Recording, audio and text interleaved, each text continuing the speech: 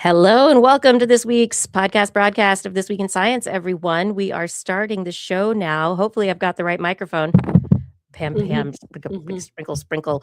Blair, you're good. Tap, tap. Yay. And Andrew, your microphone's great. Thank you. You're welcome. Okay, everyone, we are going to be starting this show.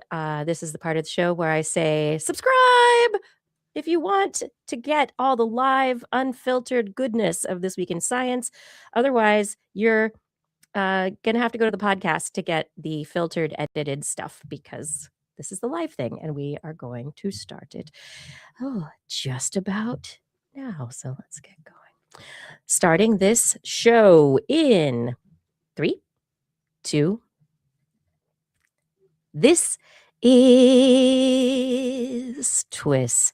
This Week in Science, episode number 1060, recorded on Wednesday, May 27th, 2026. Under the sea, science venting. Woohoo! We're going to have so much fun. I'm Dr. Kiki, and tonight on the show, we're going to fill your head with deep seas, deep octopodes, and cucumber bits. But first, disclaimer, disclaimer, disclaimer. Under the sea, it's not just wetter, it's under more pressure, inhospitable to humans while a haven for crustaceans, tube worms, and more. Thousands of species, biodiversity galore. Yet, that's not the draw in our tech-obsessed age. We love something shiny. Could it make someone some money? Probably a lot more than we make here on This Week in Science. Coming up next.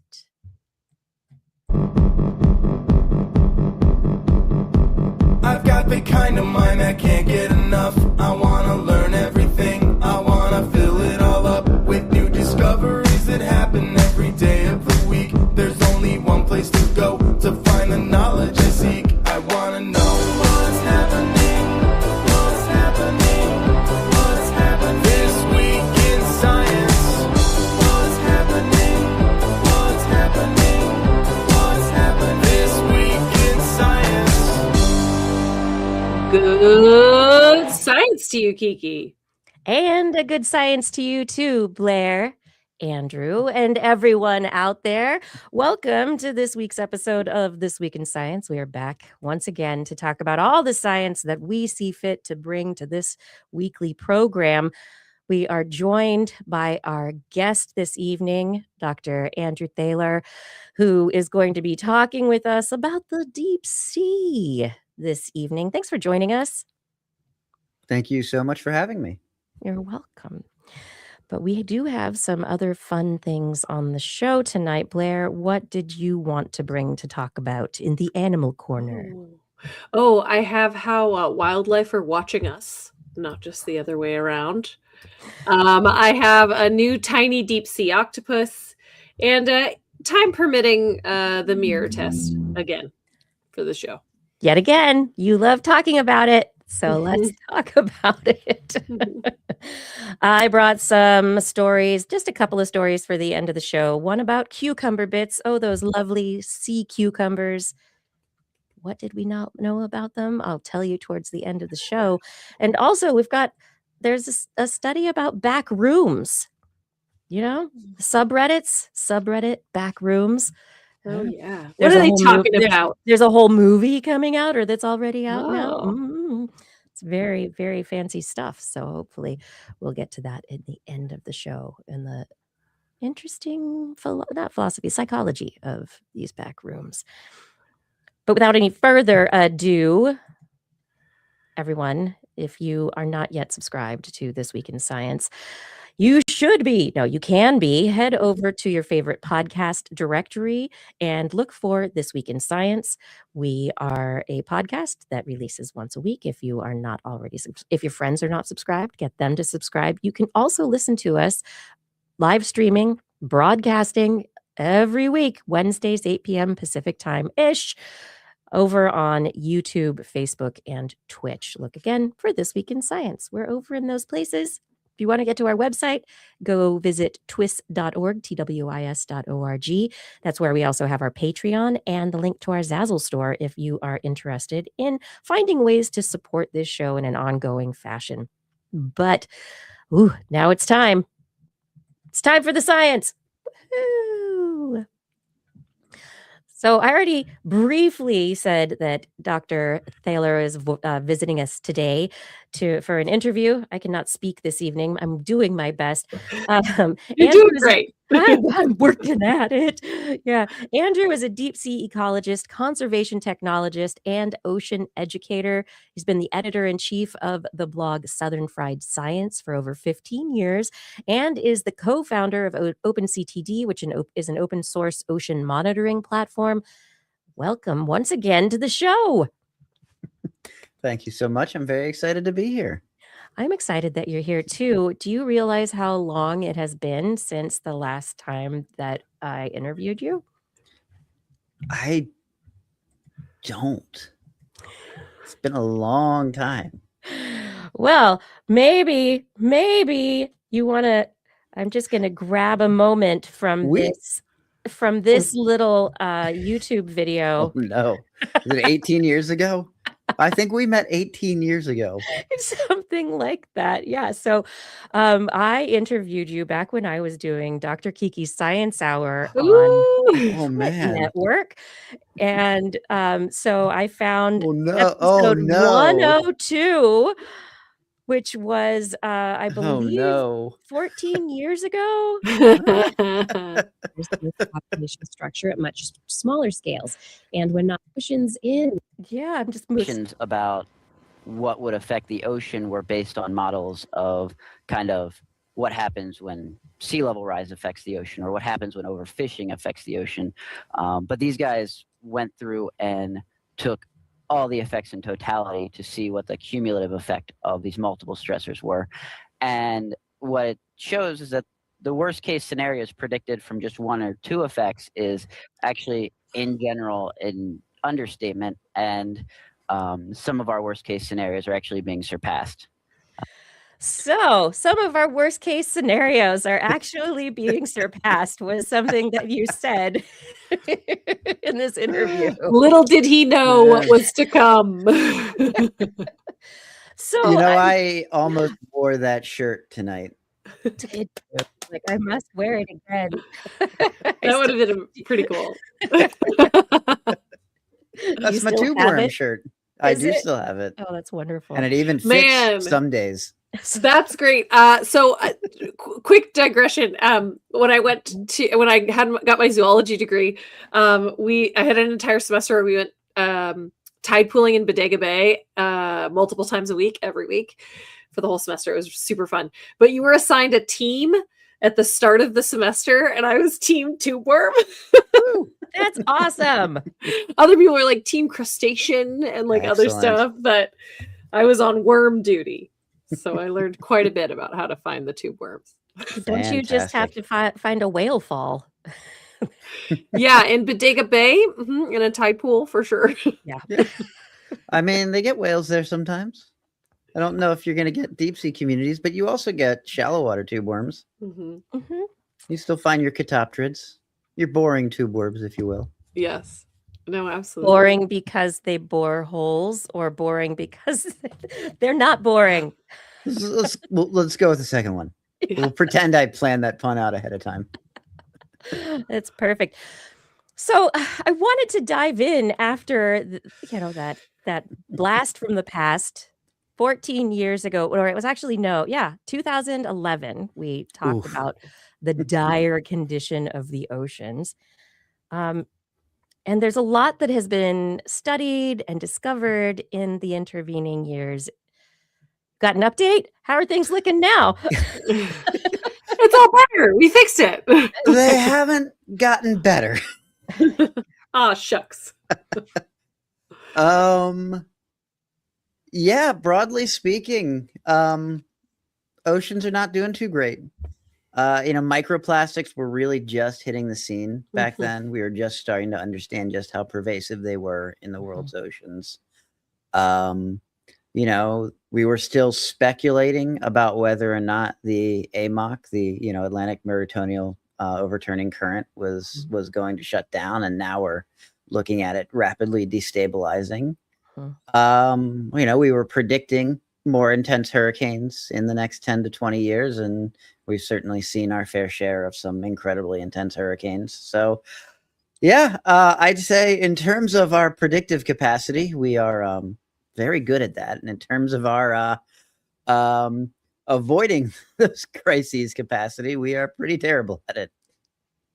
Do you think there is anything that I mean, I keep trying to find those bright lights, right? The spots of optimism where projects are, our people are working toward the betterment of how our stewardship of the oceans.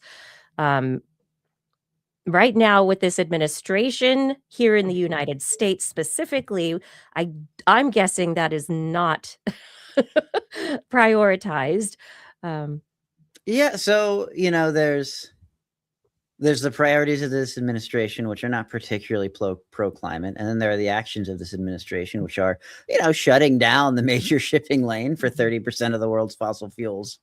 So there are some maybe unforeseen consequences that hope of hopes, fingers crossed, perhaps are the wake up call that will get us off of our massive dependence on fossil fuels and start refocusing on renewable energies. But in terms of hope, the hope I see is in communities. So one of the big changes that's happened since we last interviewed 15 years ago is I got involved in local politics. I am the Commissioner of Climate Change for the town of St. Michael's.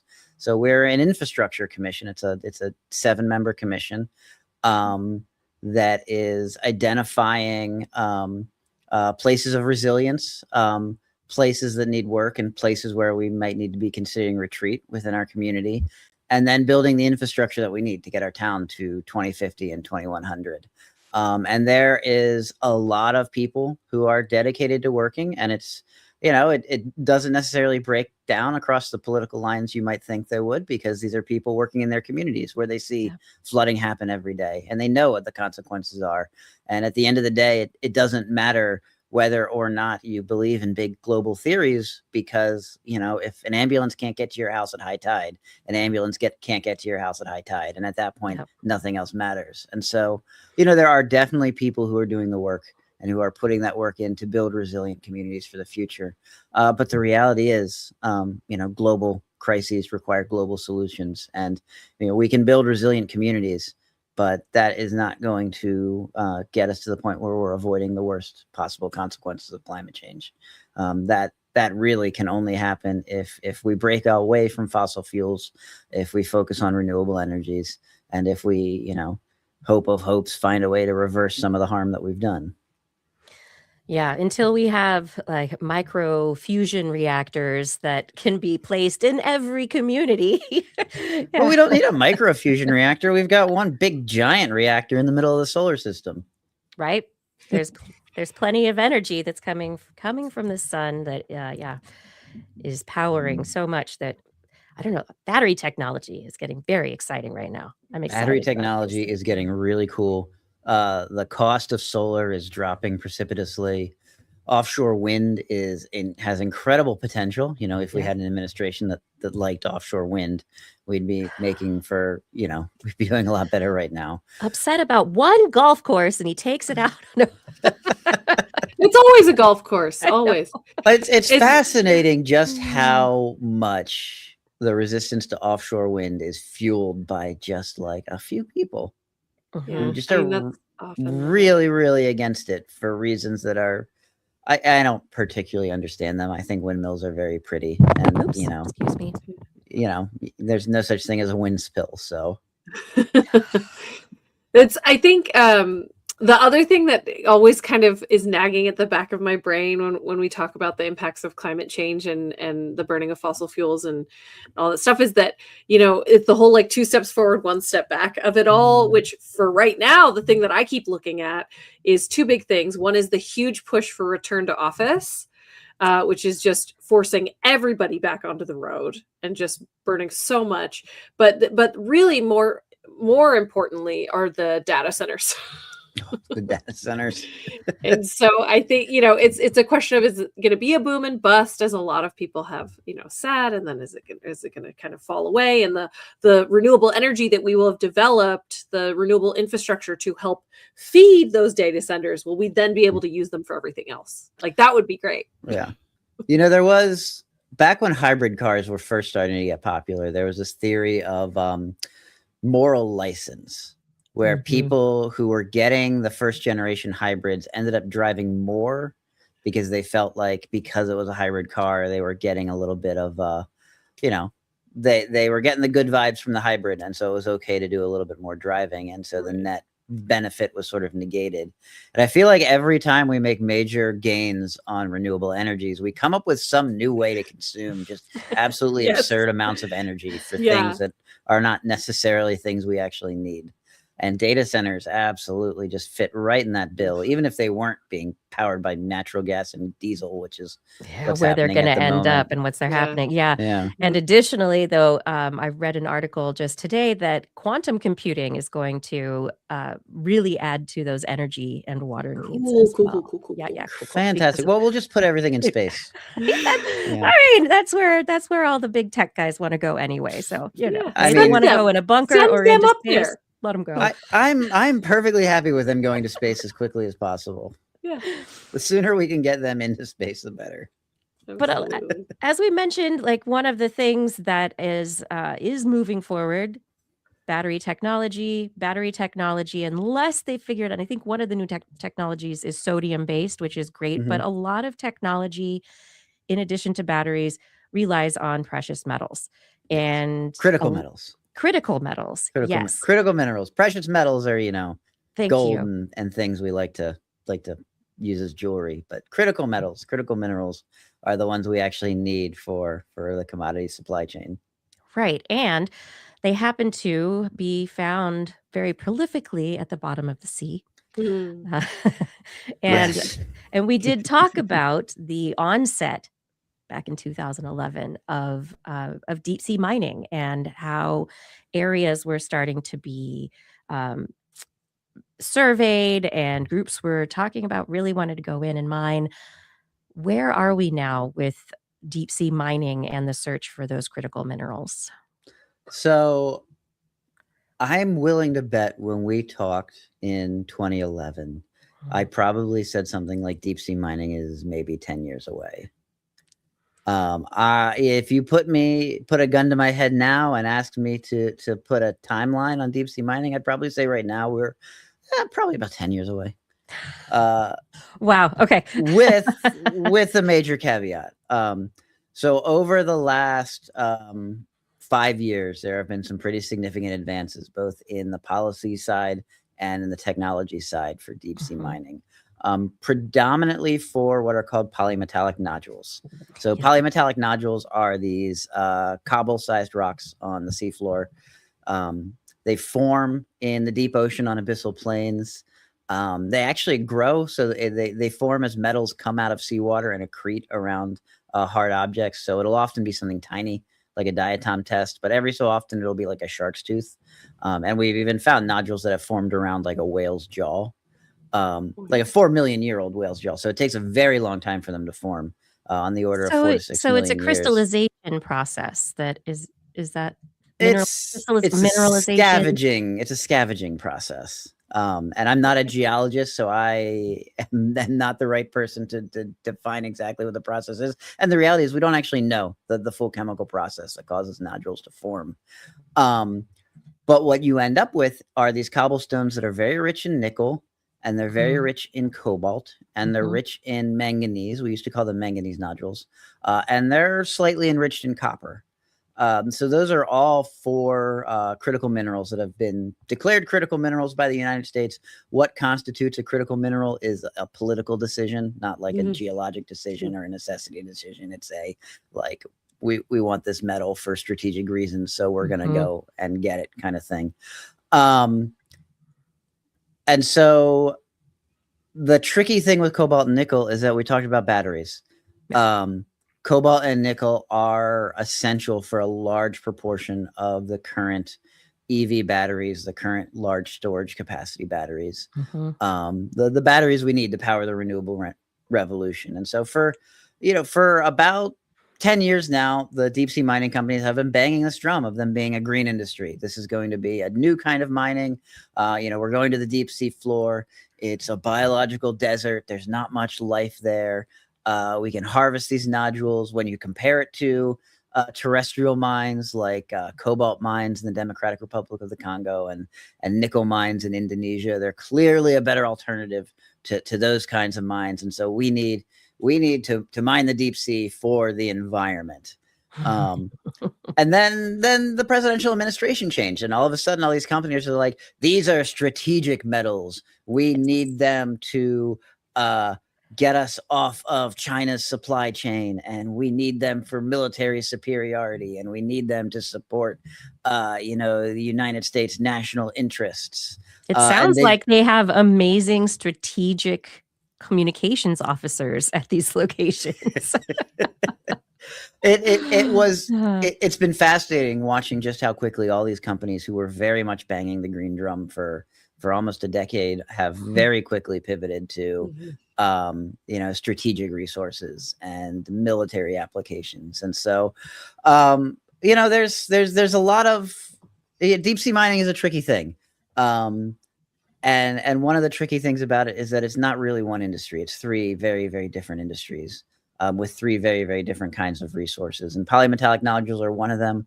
I think they're probably the resource that has the best environmental case to be made. I don't think it's a particularly good environmental case, but I think it's the best of the mineral resources out there. There's also seafloor massive sulfides, which if you're an ecologist, you call a deep sea hydrothermal vent.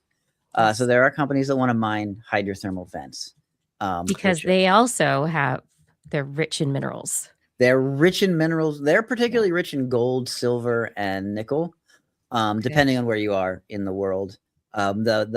The geologic process that creates the hydrothermal vent plume and fuels these incredible chemosynthetic ecosystems of animals that exist nowhere else on the planet and can eat chemical energy from the heart of the earth rather than consuming the sun. That same process also pulls those precious metals out of solution. In this case, they are precious metals, pulls them out of solution and deposits them on the wall of the hydrothermal vent chimney. So you get this incredibly mineral-rich structure that's also supporting a totally unique ecosystem that is unlike anything else you'll see on the planet. There are also ferromanganese crusts on seamounts. So the topography of a seamount causes that same kind of process of metals in seawater coming out of solution and accreting along the periphery of the seamount. Seamounts, of course, are incredibly biodiverse areas. They support a huge number of commercially important fisheries. They support deep water coral reefs. The largest contiguous ecosystem in the United States is the Blake Plateau cold water coral reef. It's a coral reef that's larger than the state of Vermont, because as Americans, our job is to measure everything in units of various states that no one has any real perspective of how large they are. The size of Rhode Island. Yeah. Size of Rhode Island. It's a tenth of a Delaware. It's a metric Vermont. I guess technically we would be imperial. So there's a cold water coral reef that's bigger than the state of Vermont, right off the coast of Georgia, Florida, and South Carolina. And it was an ecosystem that we didn't even know existed until about 5 years ago when it was discovered. And there 5 years ago? Yeah. How could we? And of course they're like, yay, minerals. So the funny thing is the Blake Plateau was the site of the first experimental deep sea mine in 1970. Oh, wow. So we were attempting to mine it 50 years before we knew that an ecosystem larger than not the smallest state in the US existed. So the fact that there is like this incredible potential for discovery in the deep sea, I think, is really kind of the strongest argument against mining the deep sea wholesale, because we know almost nothing about what's happening in the deep ocean. We've observed less than 0.1% of the deep sea floor. And any sort of mining activity is going to compromise a pretty significant chunk of the deep ocean. So with polymetallic nodule mining, which is what everyone is talking about right now, the Trump administration put out an executive order saying we want to expedite the process of permitting for polymetallic nodule mining in the U.S. and internationally. And I'm going to talk about the U.S. first because the international thing is... Wait, how can they do that? Well, that's a great question. You've thought about a lot of things, Kiki. So there's this thing called the UN Convention on the Law of the Sea, and it is a treaty that has been signed by 171 countries that regulate... not regulated by any one country. Yes. So it regulates areas beyond national jurisdiction. Yeah. So all the places that exist outside of a nation's boundaries. The vast majority of countries on Earth have ratified this treaty. And the treaty lays out things like deep sea mining and how that industry, if it develops, will be regulated and permitted. It also regulates things like protection of subsea cables. Right now, 99% of our digital data travels through subsea cables. A very tiny fraction of digital data travels through space. Most of it is traveling through cables that exist on the ocean floor and that stretch. Google has a cable that runs from Sacramento to Singapore, and that crosses a huge amount of high seas in the deep ocean.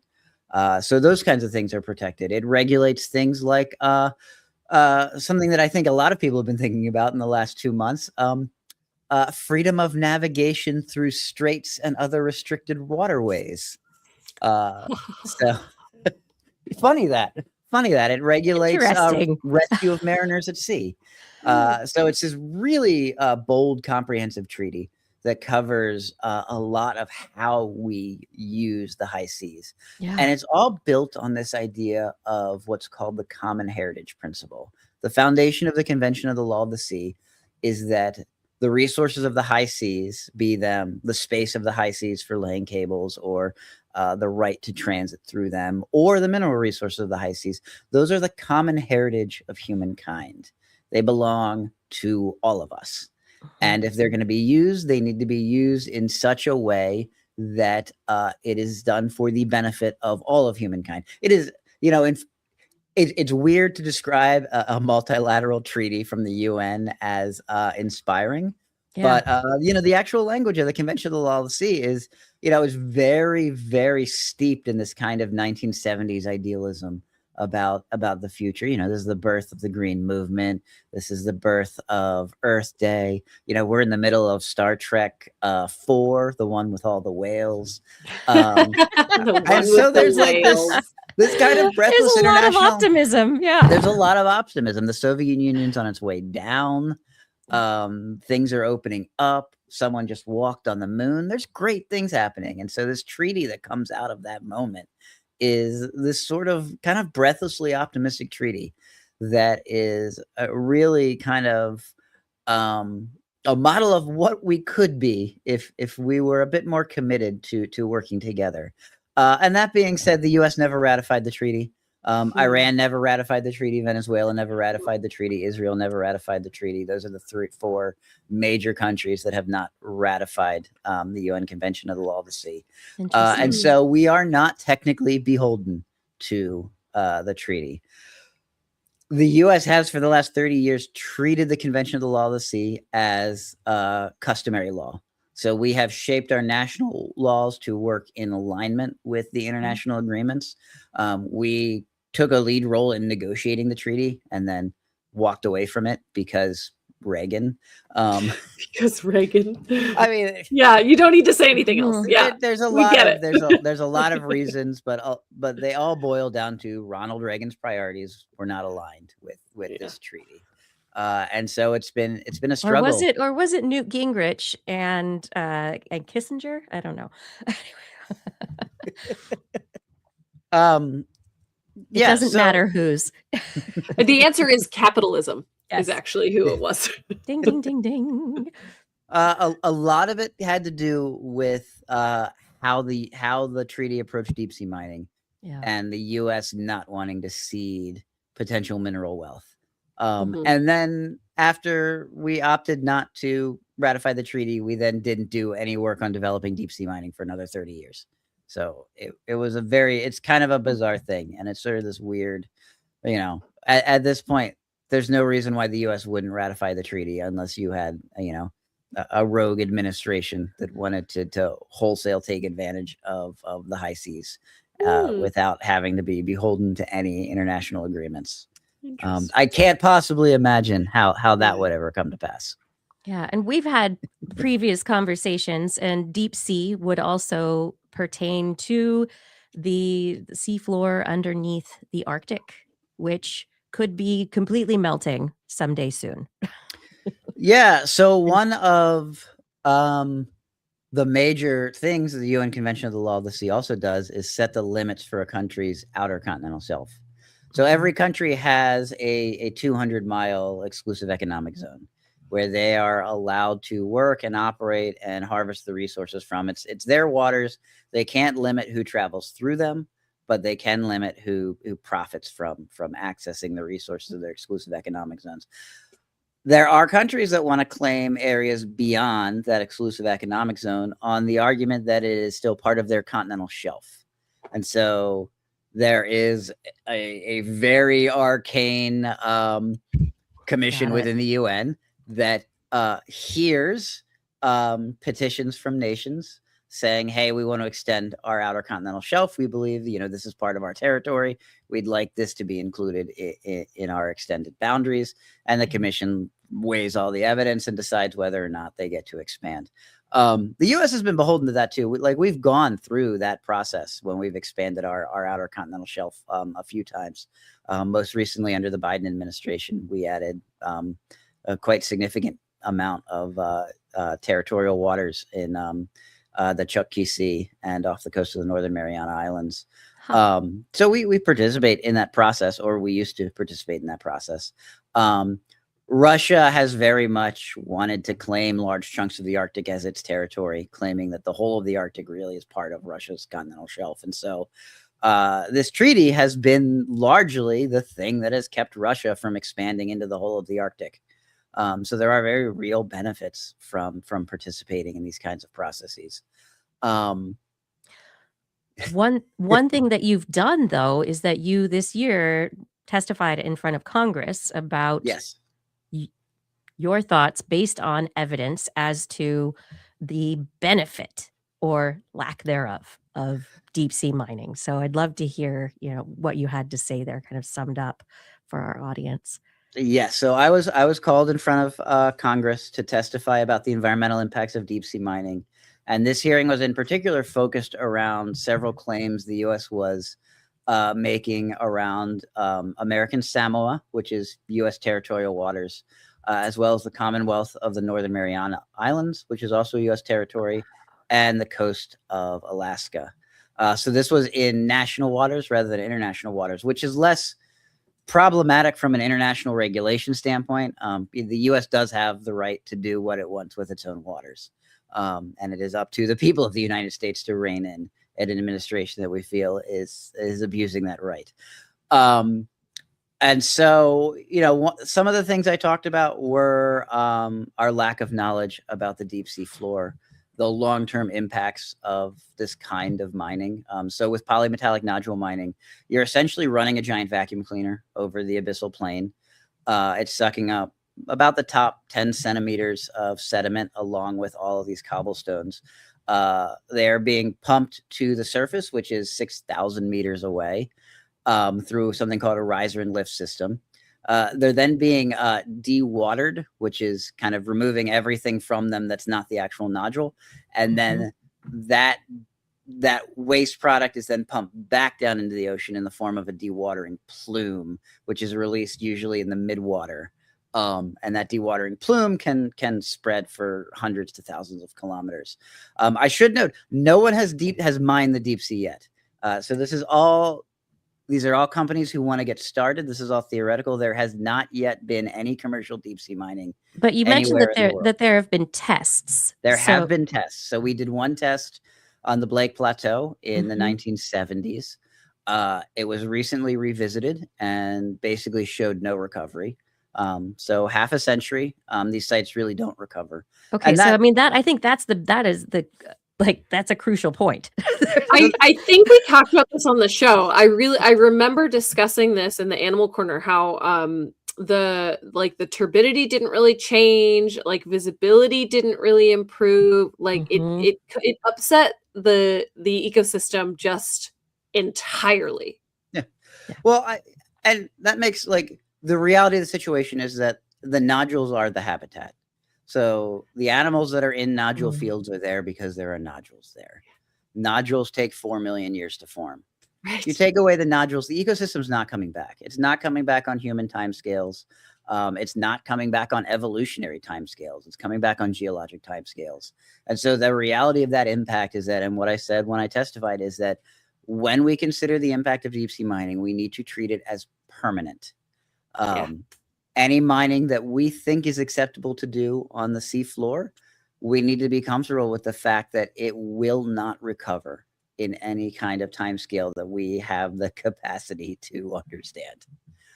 There will be slight changes over time. Like, some animals do return. You get mobile scavengers coming back. You get kind of the background benthic fauna returning.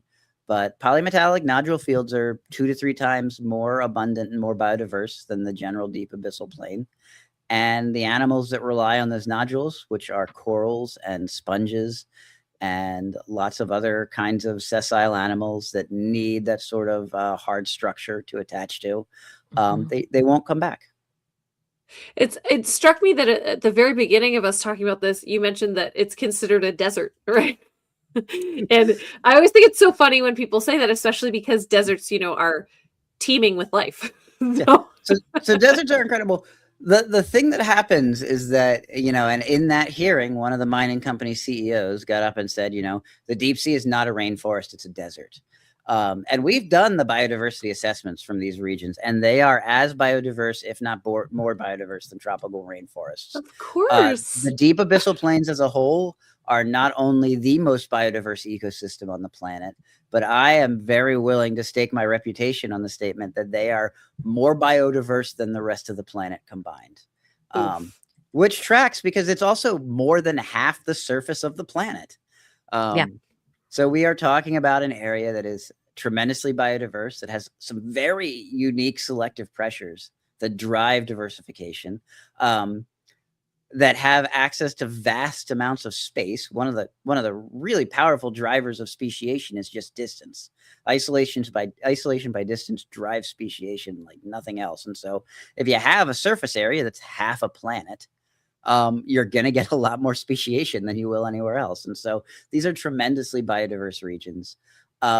What they aren't is particularly abundant, because the deep sea is a energy poor region. It's an empire lacking in food, as our good friend Craig McLean once described it. And so while you do have a tremendous amount of biodiversity, you have very few representatives of any one species. And so that means that they're also incredibly vulnerable to extinction. You've got high biodiversity, you've got lots and lots of different species, you've got few representatives of any single one. If you strip mine 100,000 acres of deep abyssal plain, the likelihood that species are going to go extinct is pretty much guaranteed. But that sounds very much like a rainforest. It also sounds very much like what we know of deserts, where you have organisms that are specialized to exist. They aren't anywhere else. You're not going to find them all over the place. And if you destroy that place, they are destroyed as well. Exactly. So it's not like the pigeons, the rock pigeons of the planet, or so many species that are generalists and able to get around wherever. What do you know, or what have we learned about the biodiversity, even more specifically, of these deep sea areas? We were talking about tube worms. And I mean, some of the tube effects worms, aren't they finding unique species on like individual whale fall, like where they aren't found anywhere else? Or I remember years back there was something like that in Bodega Bay in a deep seep that they found. So there are a couple of ecosystems in the deep sea that sort of buck this trend of high biodiversity, low biomass. And they're places where you have sort of unique energy sources. So food falls are one of them. You've got whale falls, which of course are the major sort of food fall because whales are the largest animals that have ever lived on the planet. And so, if something like a dead whale dies and sinks to the seafloor, it creates a new ecosystem that will persist for possibly centuries. And the animals that thrive on those whale falls tend to be unique to whale falls. So you get these very strange kinds of worms, like the Osidax, my personal favorite scientific name of all time. That was what I said tubifex, but Osidax. Osidax muciflorus, which is bone-eating snot flower worm. Just absolutely phenomenal scientific name. And you'll get some mobile scavengers that will take advantage of the fact that there's just a huge source of biomass there that are sort of deep sea generalists. But for the most part, once the main carcass begins breaking down and you're left with a skeleton that's seeping, I mean, whales are tremendously oily and their skeletons are incredibly oily. I was just at the New Bedford Whaling Museum and they have a mounted blue whale skeleton that wasn't preserved quite right, and it's leaking oil. And they have it's set up with this catch basin underneath it and this pipe that goes down to an Erlenmeyer flask that's slowly filling with oil. And they think it's going to continue leaking oil until probably 2060. That's from the skeleton. That's from the skeleton. So whales are incredibly oily, and oil is hydrocarbon. Hydrocarbon is energy. And so you get communities that thrive just on that. You get places like deep sea hydrothermal vents where you have chemosynthetic communities that are eating the hydrogen sulfide coming out of the vents. And what's really fascinating about hydrothermal vents is that you'll get a tremendous amount of biomass at the vents because there's so much energy there. But the biodiversity is actually fairly limited. Hydrothermal vents are sort of the opposite of the rest of the deep sea. You get very, very little biodiversity because, it takes a special kind of something to thrive at a hydrothermal vent. It's a unique kind of energy source. It's lightly radioactive. It's spitting heavy metals into the ocean. The kind of animals that thrive at hydrothermal vents don't thrive anywhere else. And so unlike the rest of the deep background, you get a relatively more limited array of biodiversity. But where they want to mine primarily, and there are companies that want to mine hydrothermal vents. And when I testified in front of Congress, my argument was hydrothermal vents should be a no-go. I don't think there's any way to ever responsibly mine a hydrothermal vent in any form. I feel the same way about cobalt-rich crusts on seamounts, these ferromanganese crusts. I think you can't really mine a seamount without completely destroying the ecosystem that lives on top of it. I'm not 100% convinced there's no way to do polymetallic nodule mining. I'm probably close to 98% convinced there's no way to do it at this point. But I'm open to the idea that there is a middle ground between collecting these nodules and respecting the marine environment that I think we could, there's a consensus that could be found. I don't know if we're anywhere close to being there yet. And I don't know if the technology is there yet. You need to send divers down or robots so they can hand pick the nodules. So there's one instead company of that is strip mining, proposing doing exactly that. Oh, really? Yeah. So they're one of the mining companies has these sort of neutrally buoyant autonomous robots that they want to send down that have manipulator arms, and they're proposing picking the nodules up one by one. I don't know how feasible that kind of technology actually is. They're incredibly early in their development. It is extremely prototype stage. The amount of energy that would be required to charge those, they're talking about operating hundreds of them simultaneously from ships. Because it has to be at scale. It has to be at scale. It would be an enormously logistically challenging thing. The reality it looked of like a drone mining, show under the water, probably. And it'd be noisy. One of the big impacts from deep sea mining is noise that persists across, a huge amount of the seafloor. They're going to disturb sediment for sure. It's going to disturb sediment. It's going to create big plumes. The decibel production of the riser and lift system that's pumping all the ore back to the surface is, I think the last estimate I saw was about 110 decibels. Which is roughly the same as a bagpipe. I'm a bagpiper, so that's a really good touchstone for me. And I would like to posit that, the lifetime of these mines is about 30 years. The operation is continuous. If I stood in your living room for 30 years and played the bagpipes without stopping, that would significantly disrupt your life. Yeah, it would. And we have to think about not just the deep sea environment, the rare species, the biodiversity that is at the base of the food web, right? It's the those organisms that are recycling nutrients very often. There are scavengers, there are recyclers, there's so much happening. Trading one element for another, releasing it back into the ocean for different kinds of uses.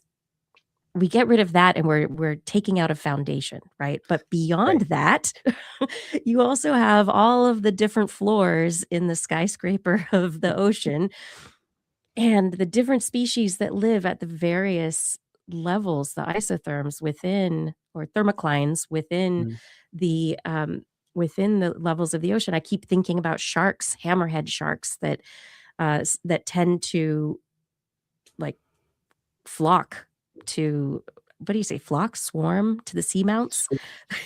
Hammerheads love seamounts. They love them. Yeah. There's lots of fish that do. They're great food sources. It's rich, and there's a lot happening. And where you have that activity rising up through the ocean, you also have it at the ocean surface and into the air. So you can, and you get whales in there probably. So you're going to be hitting every single one of the kinds of life. Absolutely. I mean, if we're talking about the systems that use the risers to pump the ore up, you literally have a physical structure that transcends the entire depth of the ocean. Yeah. And the ocean is a sink for a lot of things. The ocean is a carbon sink. So that seafloor that's being disturbed has been stockpiling carbon for the last 12,000 years. It's also a microplastic sink. Yes. So something like 98% of the microplastics that enter the ocean end up sequestered in the deep sea. And if you begin disturbing that, then you're remobilizing all that microplastic back into the water column. The nodules themselves are lightly radioactive. Not in the, in the kind of way that bananas are lightly radioactive, but when you start talking about stockpiling hundreds of thousands of tons of them, now you've got a pretty significant pile of slightly radioactive material that's going to be producing radon gas, that's going to be shedding alpha particles. That's probably more of a health and safety issue for the people working on the mining ships than anything else, but can also be spread throughout the water column. The minerals are fairly toxic. There's arsenic in them. So that dewatering plume is going to be a metal-rich plume that's hitting right where, this deep scattering layer of myctophids and cyclothones and other foraging fish, which make up the vast bulk of the biomass of our planet, are, hanging out and eating and bioaccumulating all those metals in their bodies that then get transferred up the food chain. So, there are some real environmental concerns about basically every step of the process of mining a polymetallic nodule field. And, the technology is slowly creeping towards the point where they might be ready to do some commercial test mines. Realistically, they're still a long way off from being able to do full-scale commercial mining. And really realistically, we are centuries away from understanding what human impacts on the deep sea will look like if we have a world where we can mine the seafloor. Shouldn't we be having more of the conversations around your testimony to Congress? Shouldn't we be having more conversations that look 100 years out, that look 1,000 years out, not just look for profits tomorrow, right? I just don't understand how we are giving up conversations about the survival of our future generations in favor of conversations about current day profits. So just here. So I'm slowly coming around to trying to find the what's the solution, what's the ask, how do we get ourselves out of the mess that we, I mean, the presidential we, the United States we, because we have created a unique mess on the seafloor at this moment. How do we get out of it? And one of the hopeful things that, I talk about this UN Convention of the Law of the Sea as this bizarrely hopeful, optimistic, and progressive kind of treaty. One of the things that happened over the last 10 years was a recognition that future generations count as part of this common heritage principle. That when we talk about these resources are the common heritage of humankind, that includes you and me, and it includes the people of Ukraine, and it includes the people of Venezuela, and it includes the people of North Korea, and the people of China, and the people of Russia, and every other country in the world. But it also includes people who haven't been born yet. And we have a duty to ensure that if we choose to exploit these resources, we do it in such a way that we are not depriving future generations of something essential. So, my big ask now, and it's a very big ask, is get the U.S. to ratify the treaty. I don't know how we get there from here. The good news is, there's a two-step process for ratifying a treaty in the United States. One is the president has to sign it. Bill Clinton signed it, so we don't have to get another president to sign it. The second is that a Senate has to ratify it. So you got to get, 60 senators to ratify the treaty. Seems like we need to vote. And I mean, it all comes down to that, doesn't it? It's the other thing, though, that I keep thinking about with stuff like this is that I think at the base level, we need to just be telling people about how cool the ocean is, because I think that there's still this prevailing idea that, the ocean is so vast and that it's mostly just water, and then there's occasionally a fish in it, so it's just changing that kind of narrative to encourage people to wonder and be in awe of everything that is in the ocean, and show how complex it is. So you will never, and you as in anyone listening today, anyone alive today, you will never come closer to experiencing an alien world than you will by exploring the deep ocean. And here's one of the big tragedies. When I started my career, which is 20 years ago now, and that hurts me to say, and that video you showed is just making me feel a little grayer than I should be. You've let your hair grow out. You're doing great. It is. Well, so I'm writing a book, and I'm not going to cut my hair until it's done, because good. It'll get very annoying right around the time my deadline comes up. Perfect. But in my career, we have lost almost half of the US's research fleet. So we have decommissioned 17 research vessels without replacing them. 17? We have lost a significant capacity. We have gone from 6 or 7 deep submergence vehicles, so Alvin class submersibles that can dive the deep ocean. We've gone from 6 or 7 to 1. We only have the Alvin left. Seriously? Yes. Is everything else that we have private? So I'm talking the U.S. Other countries have actually invested in deep ocean exploration. China has added 60 research vessels to its fleet and now has 2 full ocean capable submersibles. India is in the process of building a 6,000 meter capable submersible. Japan has rapidly expanded its research fleet and its robotics fleet. All the other major economies of the world are investing in deep ocean exploration. We are the only ones who are basically pulling back and saying, and it's easy to say, oh, we blame it on the guy currently in office, but this has been a 25-year process of systematically defunding ocean discovery. Yeah, while being the leaders in deep ocean discovery. Okay, so we've been the leaders. We won't be for long.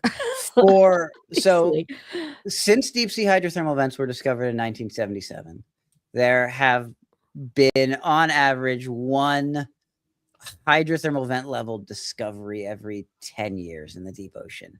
These are discoveries that fundamentally change how we understand processes of life on Earth. Hydrothermal vents completely shifted how we understand energy production and how organisms act together in symbioses. We discovered methane hydrate seeps that had similar processes happening. We discovered whale falls and other sorts of food falls. We discovered all these kinds of ecosystems. Every single one of those discoveries happened either on a U.S. research vessel or in partnership with the U.S. research program. Every single one until last year when China made their first major deep ocean discovery. They found the deepest complex ecosystem in the world, a chemosynthetic worm community at about 8,000 meters in a Hadal trench. And that was really the first discovery that happened without the U.S. involvement at all. And I'm not a China fearmonger. I think it's great when countries are investing in deep ocean exploration. Absolutely, everyone should be making their own discoveries. But the fact that the U.S. has fallen so far from where it was as a leader in deep ocean discovery to now, where we're functionally operating a skeleton fleet of research vessels and just hanging on to resource lab. I mean, Alvin is a 60-year-old submersible. And it's been retrofitted and rebuilt many, many times. So it is an incredibly modern machine, but like, we have not built another submersible since Alvin. The Russian Federation built 2 more submersibles since the Soviet Union fell that have greater depth capacity than Alvin. So, we are falling behind, and the lack of investment in deep ocean exploration, I think, speaks to a larger lack of excitement in scientific discovery that we really need to reverse. It's interesting though, because as you're saying this, I remember a couple of years ago here in Oregon, a US, I think it was USGS vehicle being retired. And so we got to tour the vehicle and it was very neat. But even as that was happening, they were talking about a new ship that was going to be coming out. And being part of the science communication community, have noticed the great science communication that is coming from the few missions that are going out to sea. And so in the way I've seen it, it has seemed like there's an increase in our activity. So the ships we have are doing amazing work. The EV Nautilus and the Ocean Exploration Trust is doing incredible work. But we should have 60 EV Nautiluses. We shouldn't have one. We should have, we should have an armada of boats like that. We should have one in every ocean in the world streaming ROV live streams continuously. We should be the level of exploration that we could be doing if we properly invested in deep ocean exploration is orders of magnitude more than what we're doing now. There's so much we could be doing. One of the things about the deep sea, Blair, you were talking about, it's how people are, it's far away, do you talk to people about it and I'm finding lots of parallels with space, right? That the deep sea environment. Yeah. So, like astrobiology is a huge component of deep ocean exploration. There are lots of partnerships with NASA. We work very closely with folks who are trying to understand what life might look like on other worlds, because, a hydrothermal vent is probably the closest you'll get to a truly alien ecosystem that's accessing energy in a different way from anything else on this planet. And that's led to some pretty interesting discoveries about how evolution can happen and about how life can thrive. One of the things we found post discovery of hydrothermal vents and post understanding this chemosynthetic process is radiosynthesis. So we've now found fungi that have evolved within the sealed reactor housing of Chernobyl to eat decaying cesium and grow off of the decay of cesium atoms on a process that they've hijacked that looks like photosynthesis but isn't. I mean, that's some energy. That's cool. That's that is amazing. A level of cool that you just don't think about. And we've looked at a 0.1% of the deep sea floor. Mm-hmm. Imagine what else we're going to discover when we start getting actual significant coverage of the deep ocean. Yeah. Meanwhile, we're going back to the moon. We know what's up there. Nothing. I mean, tardigrades that we put there. I love me some good space exploration. I don't particularly care. I don't mean to pit you against anybody, but there's a deep frustration every time I see all the hype in the space race and everything, and I'm like, but right here, down there, humans there's are a cool explorers. octopus. I mean, humans are explorers. I think one of the things I'd love to see in the world where I'm the supreme leader of the United States, is to take NASA and NOAA and the U.S. Geological Survey and move them into their own Department of Exploration, and have like a department committed to exploration and human potential, rather than sort of shoving them into various different little cutty corners of different agencies around the country. Tight. And have them working together and having a real significant collaborations, and triple all their budgets. Yes, please. There we go. I mean, if you could make cross department and even cross governmental collaborations easier, that's one thing, but giving larger budgets is another. And space and the deep sea are deeply interconnected in one very important fundamental way, and it comes back to this UN Convention of the Law of the Sea. So right now, 170 countries minus the US are in the process of negotiating the mining code for the high seas. And this will be a set of rules that, for the first time in human history, dictates how we as a collective will treat resources that exist beyond any nation's borders. Does that include space? Not yet. But here's the parallels again, right? It's not just the parallels. The precedent that's going to be set at this negotiation is going to determine the next 2 or 3 centuries of human exploitation on this planet and beyond. And so, what we do in the deep sea is critically important to what we do as we expand into space. And we have one chance to get it right. And it'd be an awful shame if we get it wrong, because a couple of guys want to rush to the seafloor now while cobalt happens to be worth, 7 cents per ton more than it was, 3 years ago. And I would prefer to be on the side of the good guys trying to do good for our future and our, like I said, the future generations, than to be on the side of, whatever the other side is, the many other sides. But I don't know. I will say this. I know a lot of folks who work with deep sea mining companies, who work in deep sea mining companies, who are environmentalists at heart, who genuinely believe that they are doing this because we need to avoid the worst possible consequences of climate change, and deep sea mining offers a solution. I don't necessarily think they're right, but I don't think they're immoral for thinking that. There's fundamentally an environmental argument to be made.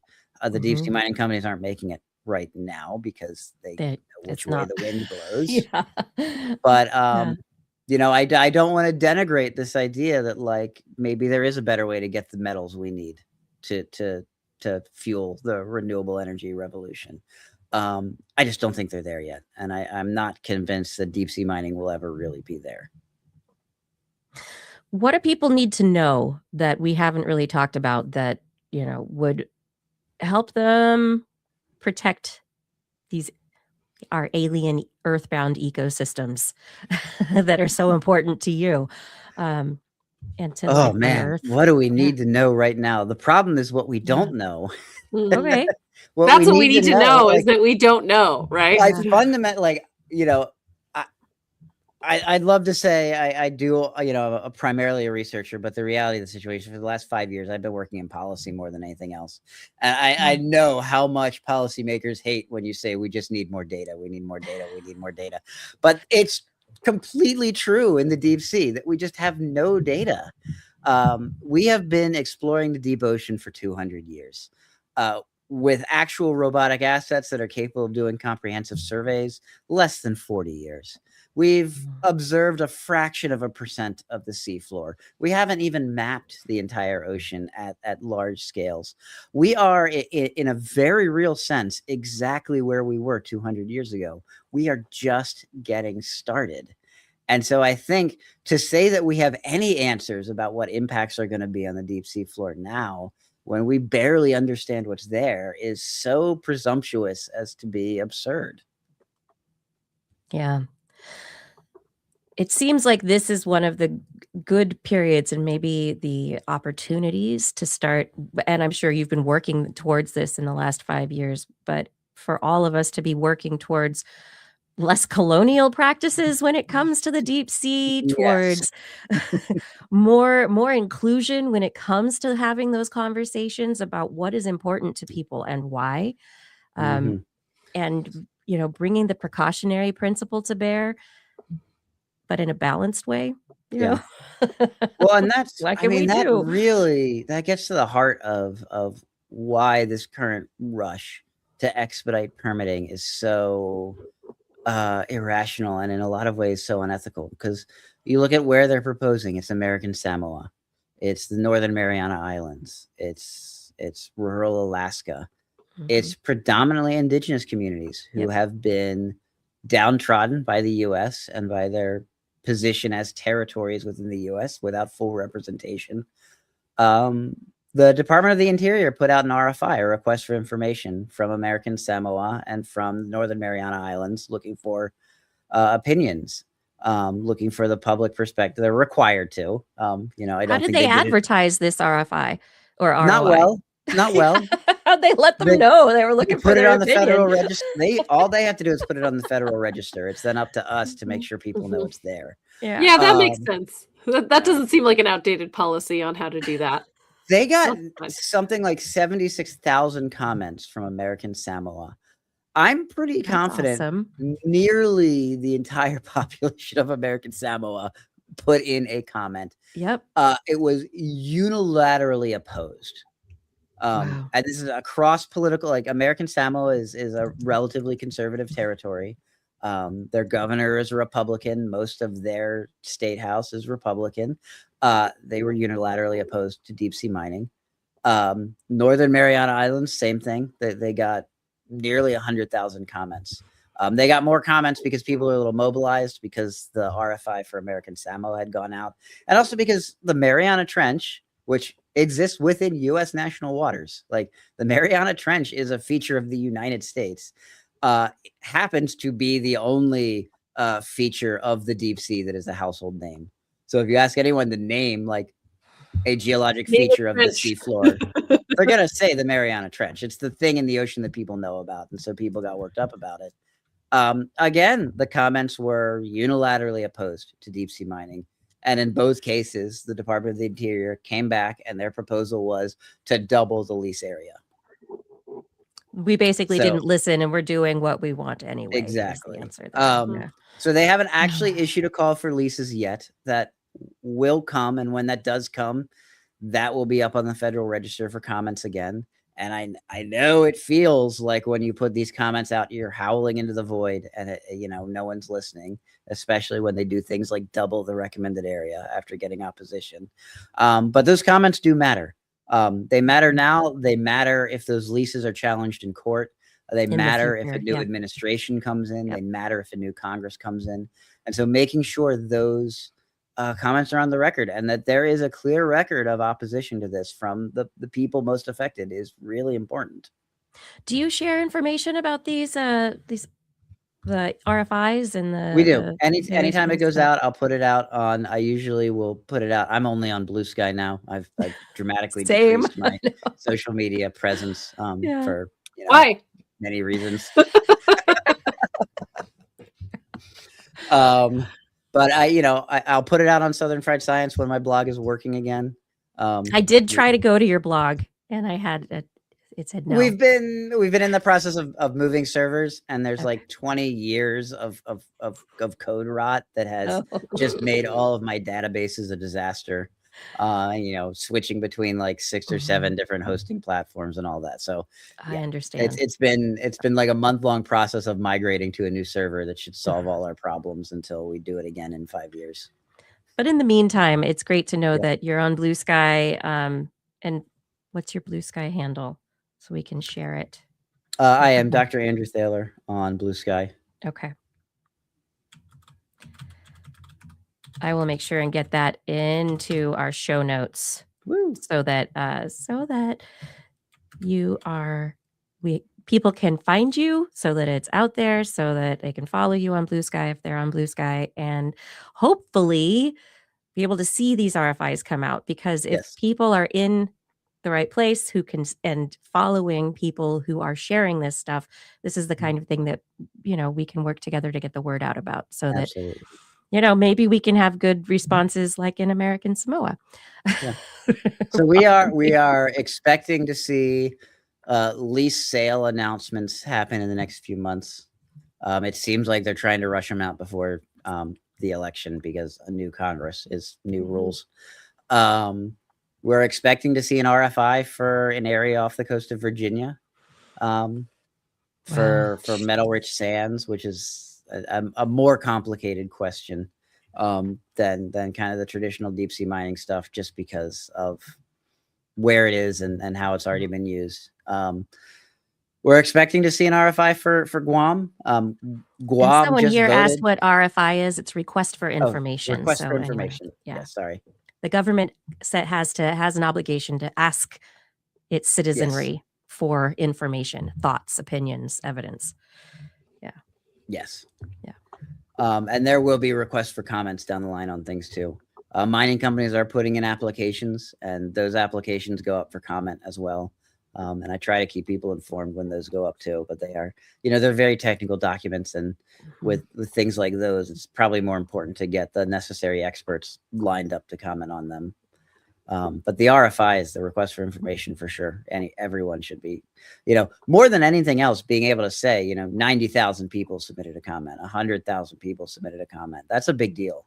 That's a huge, huge proportion. I mean, usually these things get dozens to hundreds of comments, not hundreds of thousands. So, being able to mobilize that many people is important.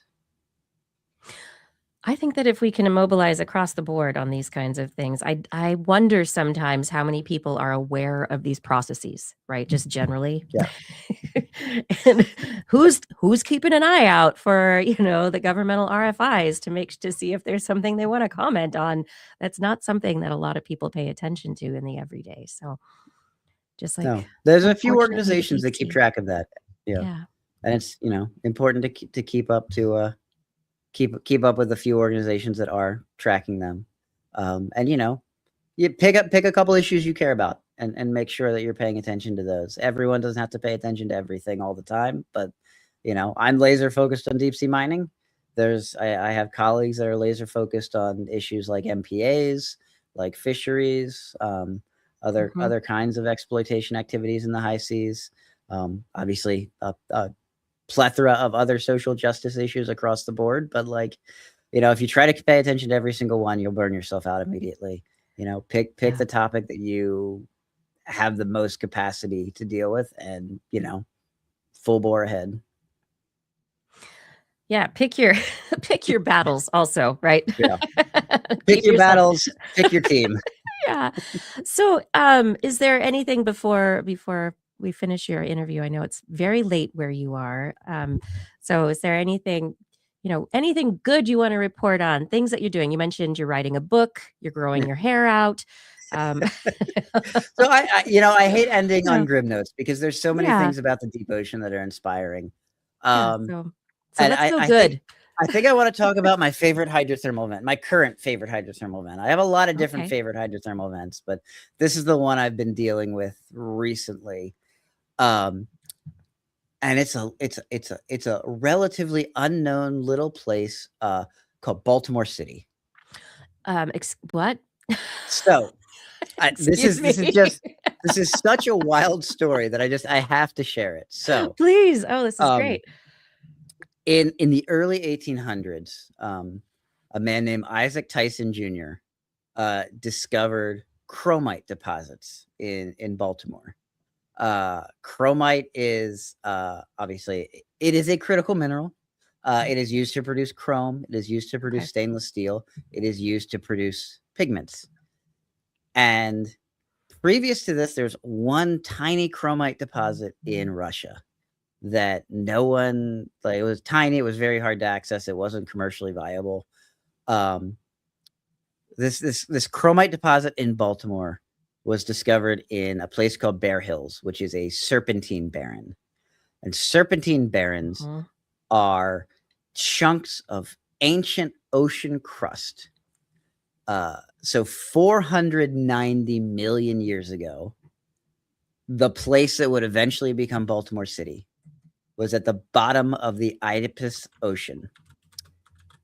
And it was a serpentinite-hosted hydrothermal vent. And serpentinite-hosted hydrothermal vents are super weird because they're not connected to magma chambers. Usually hydrothermal vents are volcanic, right? They're at ocean spreading centers. They're at hot spots. They're where you get submerged volcanoes. You've got the mantle of the earth coming close to the crust of the earth. And so you get this superheated seawater.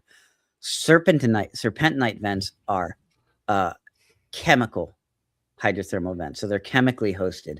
When seawater contacts ultramafic rock, it creates an exothermic reaction that produces low temperature hydrothermal plumes. It does that same process of depositing metals in the hydrothermal vent chimney. But the plumes are a little bit cooler and they're a little bit more stable and they persist a little bit longer. So one of the theories for the origin of life on Earth is not just hydrothermal vents, but serpentinite hosted hydrothermal vents where you get, it's a lower temperature and it's much more stable and you get energy for a much longer time scale. So over 490 million years, 500 million years, this ancient serpentinite hosted hydrothermal vent complex eventually migrated over to the US East Coast where it was uplifted and folded and all these wonderful weird things happened and eventually became a massive chromite deposit in the city of Baltimore. And for almost 100 years, Baltimore was the chrome capital of the world. It was producing all of the chrome, including chrome yellow pigment. So from about from about 1840 to 1890, if you were to paint with yellow, your pigments came from the Baltimore Chrome Works, which was the factory created by Isaac Tyson Jr. And this was, artists loved chrome yellow because it's this bright, vibrant yellow color. And it was especially favored by one very particular post-impressionist Dutch painter. So in Van Gogh's Starry Night, the stars are flecks of hydrothermal vent from a 500 million year old vent that is now Baltimore City. That's wonderful. That's amazing. I'm going to look at that picture differently. I mean, it talk was about already the quite a thing. Space and the deep sea and, human inspiration. That really gets there. What a wonderful story. Is your book going to be full of stories like this? It is. So the book is Limitless Abyss, the use and misuse of the deep sea. So I do a lot of, obviously a lot of it's on deep sea mining. We also look at subsea cables. We look at espionage as a major use of the deep sea. Yes. That's a really fun chapter. It's going to be great. Yeah, it was a little weird one to write. We did a lot of weird things in the deep ocean, and the Soviets did a lot of weird things too. We look at Point Nemo, the spacecraft graveyard in the middle of the Pacific, where we deorbit a lot of large space assets that don't burn up in the atmosphere. So when the International Space Station goes down, it'll go down there. Yep. Huh. Yeah, and now there's all sorts of other craft that may be coming down all over. It's exciting. Oh, yeah. We're going to have just a wonderful archaeological record on Point Nemo for future deep sea archaeologists to discover more about the past humans. Yeah, they're going to have their own little ecosystems growing on there. Yeah. Unfortunately, Point Nemo is a very big target, so it's pretty spread out. It'd be hard to actually find anything there. Well, I'm sure that future archaeologists will have better tools than we will. I don't know. Perhaps. We can only hope. So we got your Blue Sky address, but where can people find you? And so we've got the Southern Fried Science is not active at the moment because you're fixing everything. But let's see. I've got your website here that is Southern Fried Science exists at the moment. Is it up? We'll see. DNS servers have migrated. Yeah, so we have Southern Fried Science, and I also have Oceanography for Everyone, which is my open source instrumentation program. I'm opening. Yeah, it's there. Yay. Okay. Southern Fried Science has so much great writing in it. There's just a great archive also. So historically, there's just some wonderful progression of various stories over time and different topic areas. And so it's fun to see the evolution of our thinking over. It's been 18 years now that we've been running Southern Fried Science. It's great. Okay, Southern Fried Science. You've also, as we mentioned, got oceanography for everyone, and we didn't get into this topic, but I believe we did 11 years ago.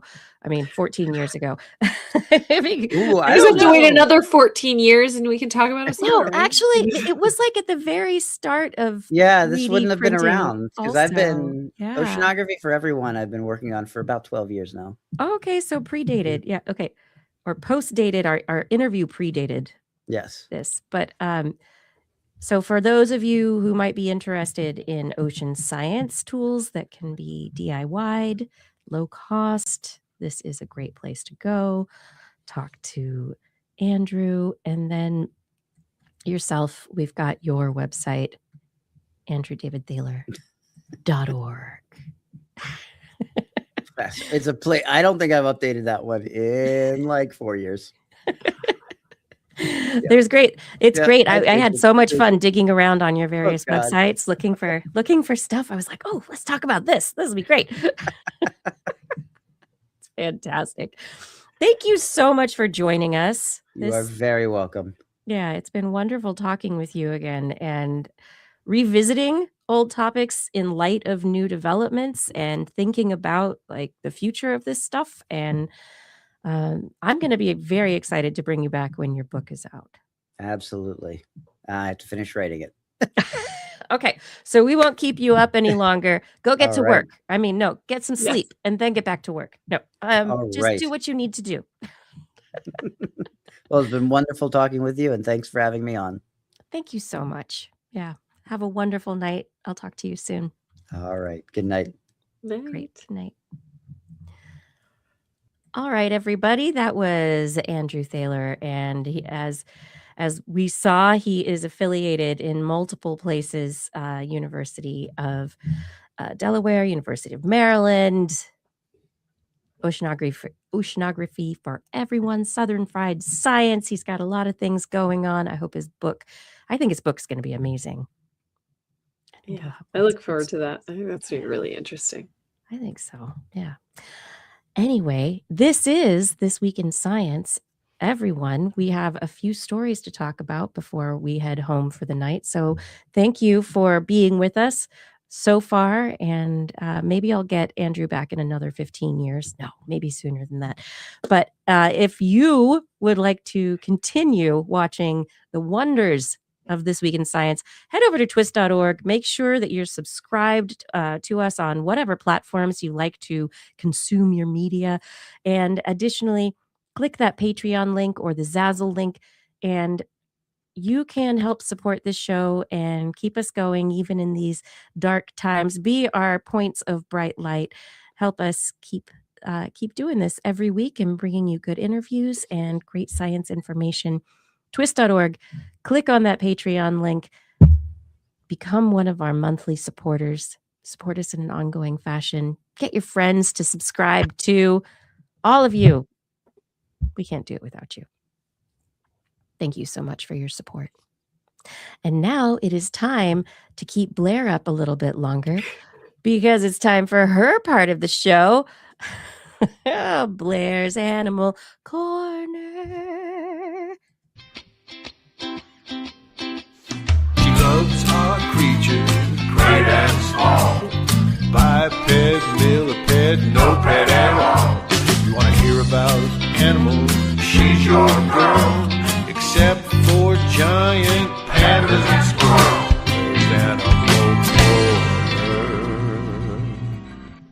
What you got, Blair? I have a couple interesting stories I found today. The first one is about how animals are watching us.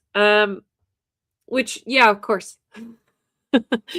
But specifically, this is about how much our presence impacts wild animals and their behavior. Do you think it impacts their behavior, Kiki? I'm going to assume you said yes. Yes, of course it does. I took myself completely off the stage instead of just removing myself from the stage. Oh my gosh. I said, goodness. yes. Yeah. Yes. Uh-huh. People impact animals. Of course. And so this is a research team from the Yale Center for Biodiversity and Global Change. Found that wildlife responds not only to how humans reshape their habitats, like if, I don't know, you completely destroy a forest or put a road through the middle of it or plant some new plants or, any of the actual like physical changes we do to a habitat, but also just the presence of humans. And that can change things in surprising ways. Now, again, I will say, of course, and so what animals care about humans being around them? No way. Don't they just always leave when we're around? Yeah. So that's what they were looking at. And I think that's the part that's interesting is that different animals respond to human presence in different ways, which again, I will say, of course. So this is the first study to directly assess this at scale, how both direct human presence and human-caused changes to physical environment separately and in combination impact wildlife habitat usage. Now, part of the reason they were able to do that is that they were able to use cell phone data to ping where humans were. And so they also had the opportunity of the COVID lockdown. So they could look at 2019 data and 2020 data. So they could look at cell phone information and cross that with species data.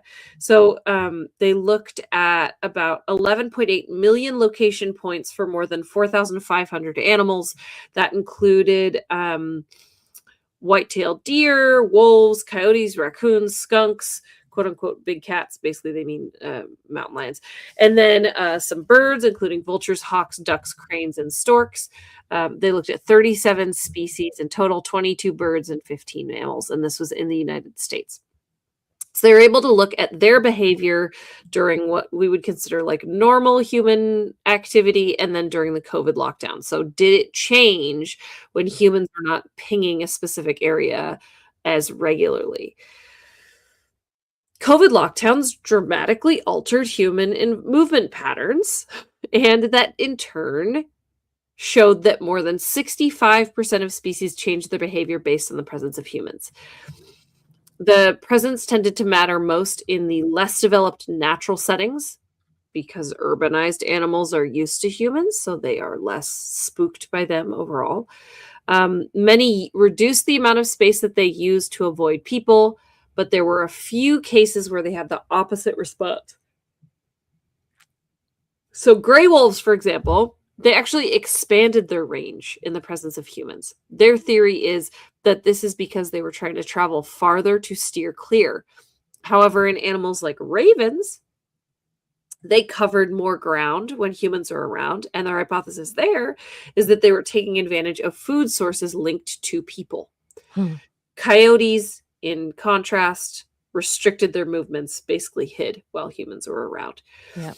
So this is finding that individual animals respond, entire species will respond, an ecosystem will respond, but also an individual will change their behaviors from one year to the next and then rebound back to previous behavior. So knowing that habitat loss is a driver of biodiversity loss in general, and that we look at things like habitat fragmentation when we put in roads, we look at loss of habitat when we put in parking lots or whatever, but this is also looking at just human presence being a form of habitat loss. So the wonderful huge forest park that we have here around Portland, it's, people talk about how wonderful it is for being one of the largest metropolitan parks in the United States. There are trails all the way through it. So people constantly hiking, walking. I mean, it's not, a constant stream of people, but there's always people. Yes, and so I currently work for a parks department, and the parks department that I work for is very focused on human use, but they work in tandem with open space districts, because the open space districts are the ones focused on habitat and wildlife corridors. And so, for example, there are a couple parks that are technically in our park system as the parks department that we lease, or it's a lease, but it's actually like it's for like $1 or something like that, Yeah. right? But the open space district manages it because it's been determined as a high value space for habitat and for wild animals. And so it's part of the management structure, because again, to harken back to what we were talking about with our guest, you don't want to cut people out of wild areas. You don't want to stop people from seeing animals, because that's why we care. If people didn't spend time out in nature or see majesty, they wouldn't care if it was lost.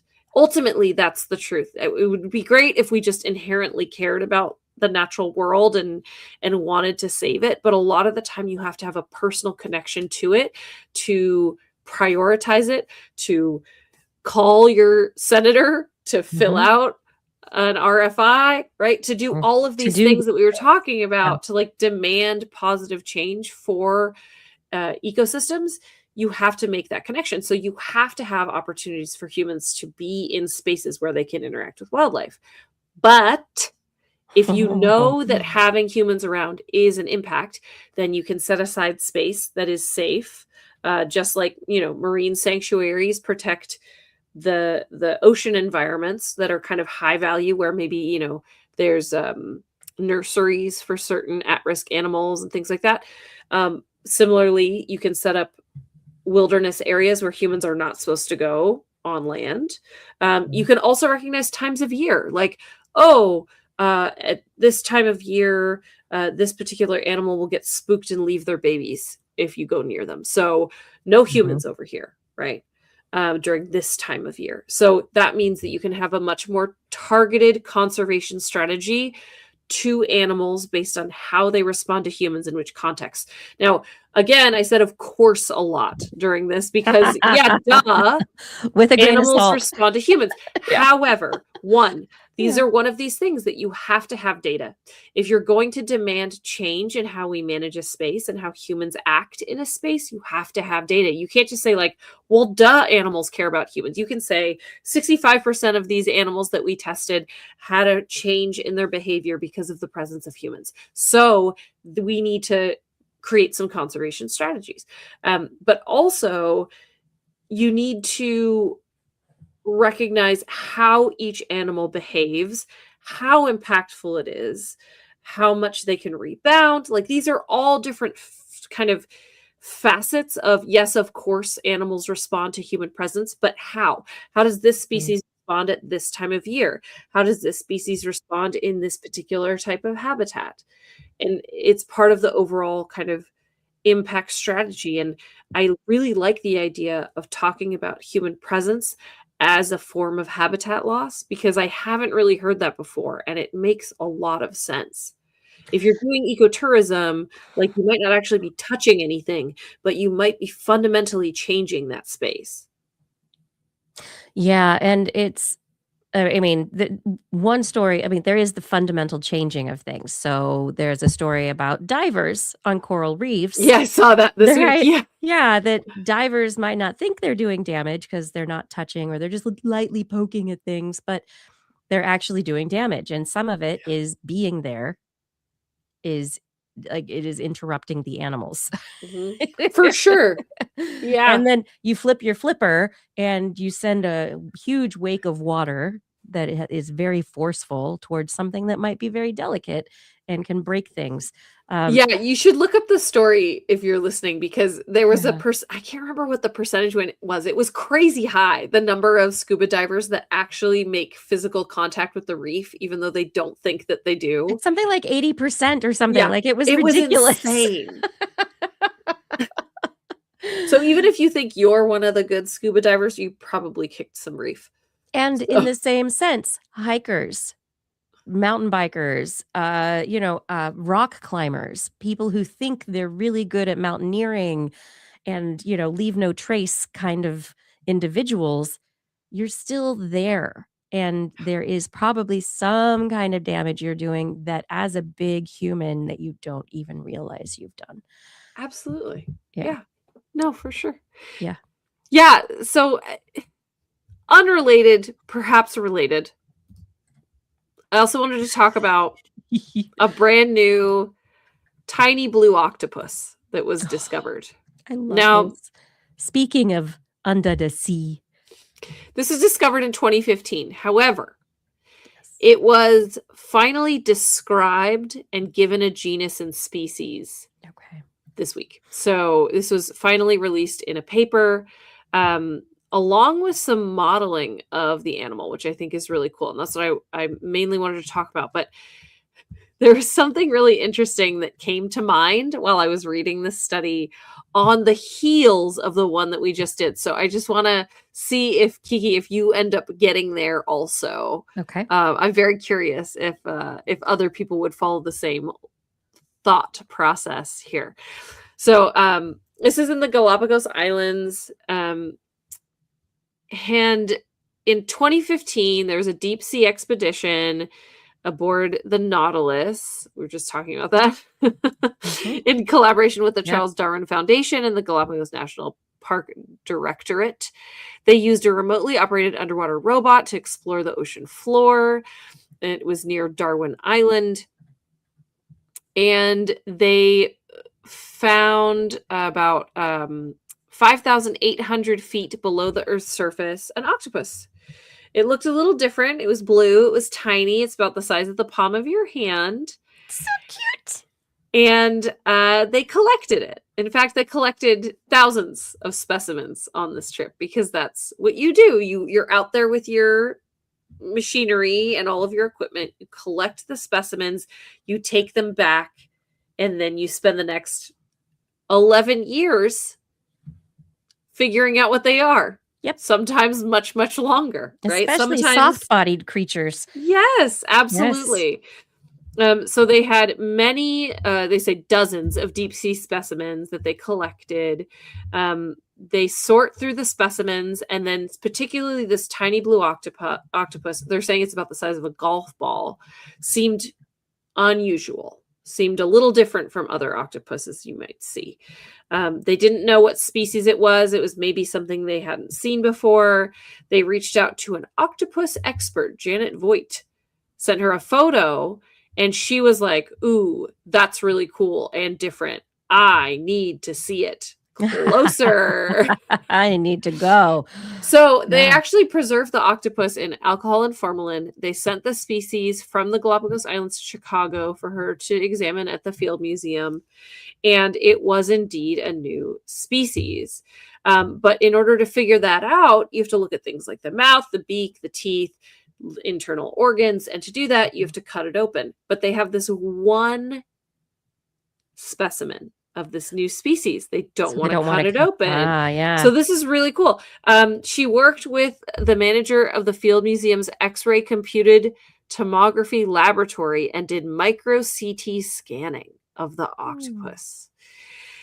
It's non-destructive, so it means that, this thing's still intact, but they were able to do complete modeling of the internal structures and external structures of this guy. And so they were able to look at the body plan, look at its mouth, look at some of its internal organs. And from there, they were able to decide, yes, in fact, this is a new species to science. And they think that it sticks along with some other kind of really unusual octopuses. So the new species is called Microelodon galapagensis. And it's so funny, like this is so new. I looked up the genus Microelodon, and let's see if it updated since the last time I looked at it.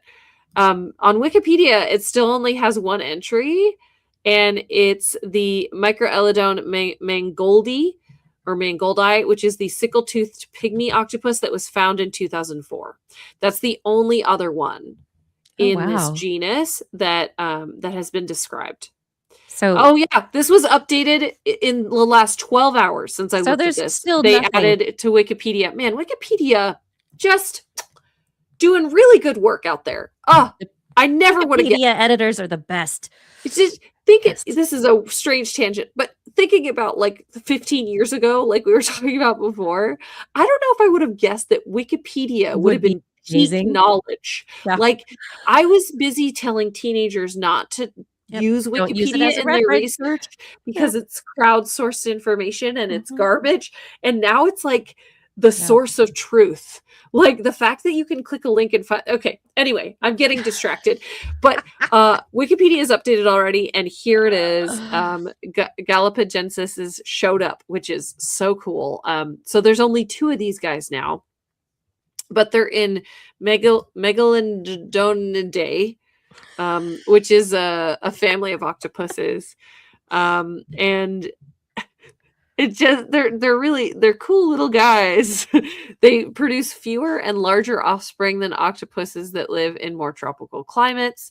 Their eggs are large, and they have about 43 species in 12 genera right now. So it's not a huge octopus family, but it's something. But they found that this is where this guy belongs based on all of the CT scanning and everything like that.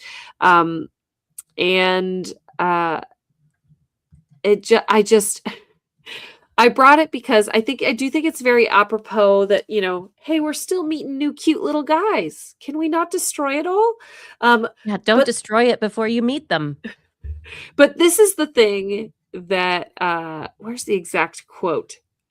This is the thing about this little guy that I thought was so funny about this on the heels of the other study that I just talked about, is that they were like, we never would have found this little guy except that like we were using a remotely operated vehicle, so it didn't disturb the octopus, and we can see things that aren't disturbing to animals like it would be if we were down there in a submersible.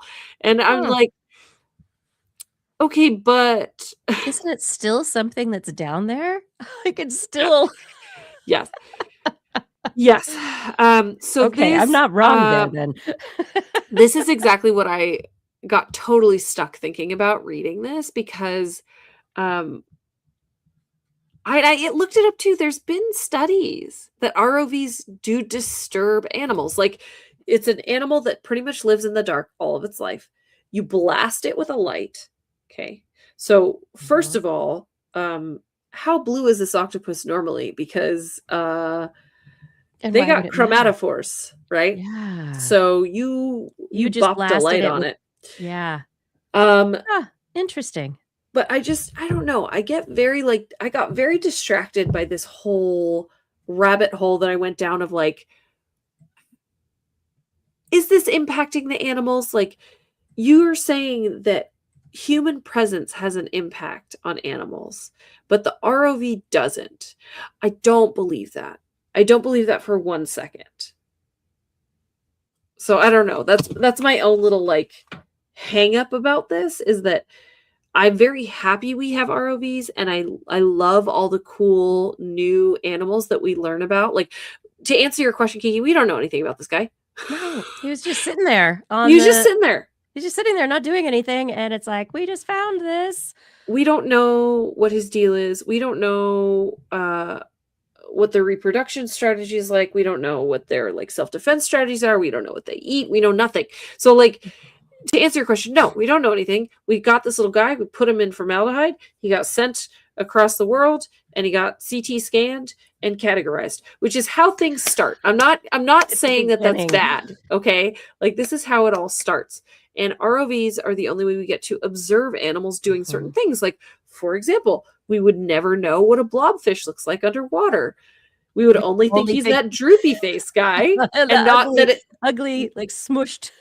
looks like a normal fish actually under the pressure of the DC. Yeah. But they're important. ROVs are important. I want to learn more about the deep sea. This is back to the initial point of like, people need to know how cool the deep sea is. However, Mhm. you do need to recognize that the ROV is going to impact animals.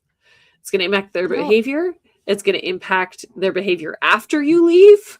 So, like, Yeah. it also is an impact on the ecology of that space to bring in an ROV. Because it's also something Yeah. they've never seen before, and it's probably very scary looking. Think about if you had no knowledge of electricity, okay? Never Yeah. seen like metal before. And a floating robot just came in your bedroom door while you were asleep.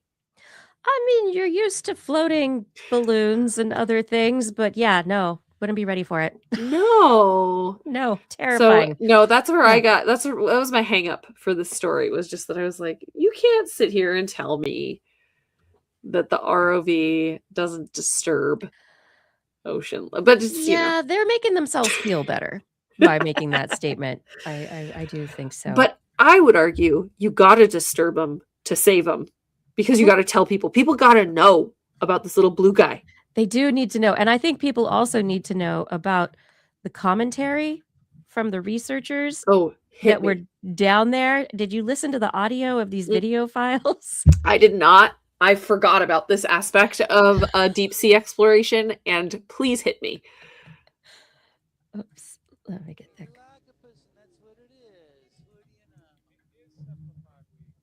Can you turn it up? I don't know if I... Cute little guy? Oh, I can't get...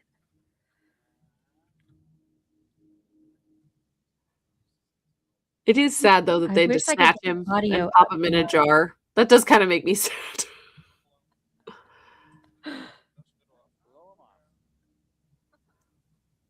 Anyway, yeah, part of the conversation is like, it's a cute little guy. And there's one, cute little someone guy. else is like, oh my gosh, I want one. So they're like having the same kind of conversation that people in the audience are having right now. The kind of thought that you have upon seeing this little blue octopus. They were not only having the strict scientific conversation, they were like, that thing is so cute. And so they were awed by the cuteness.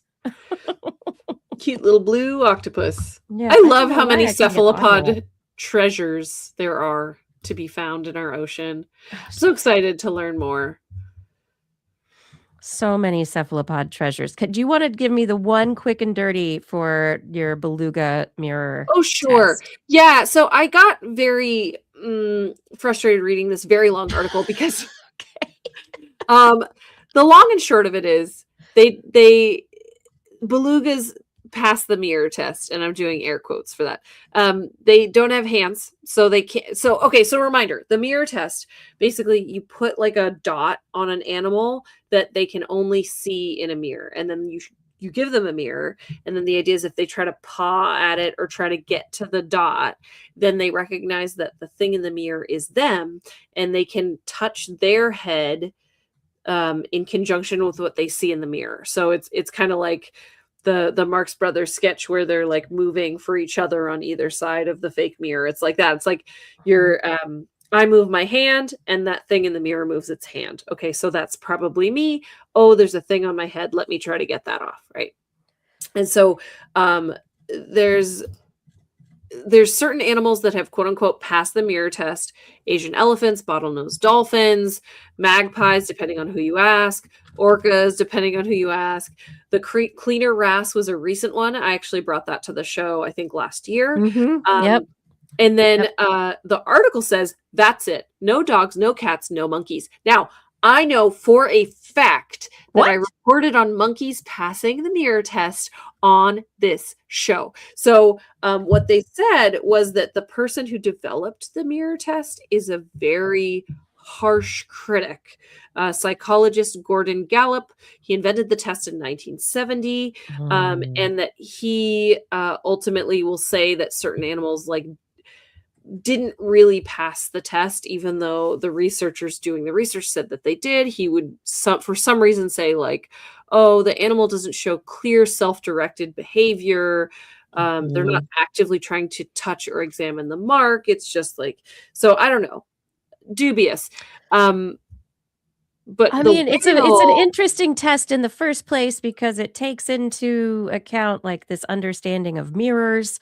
There's all Mhm. sorts of It takes into assumptions for account the the mirror understanding of test, mirrors. and It also takes it doesn't take the behaviors of the animals into account. Yes, exactly. It also doesn't consider, like, maybe I don't care there's a dot on my head.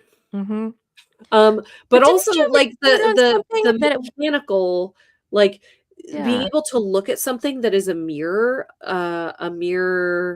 opposite of you and move and have that move and your brain recognize how that works, like, for human toddlers, it takes them a long time to figure out how that works. How if I You move my have to right first hand, it looks like you're understand moving the your left mirror hand.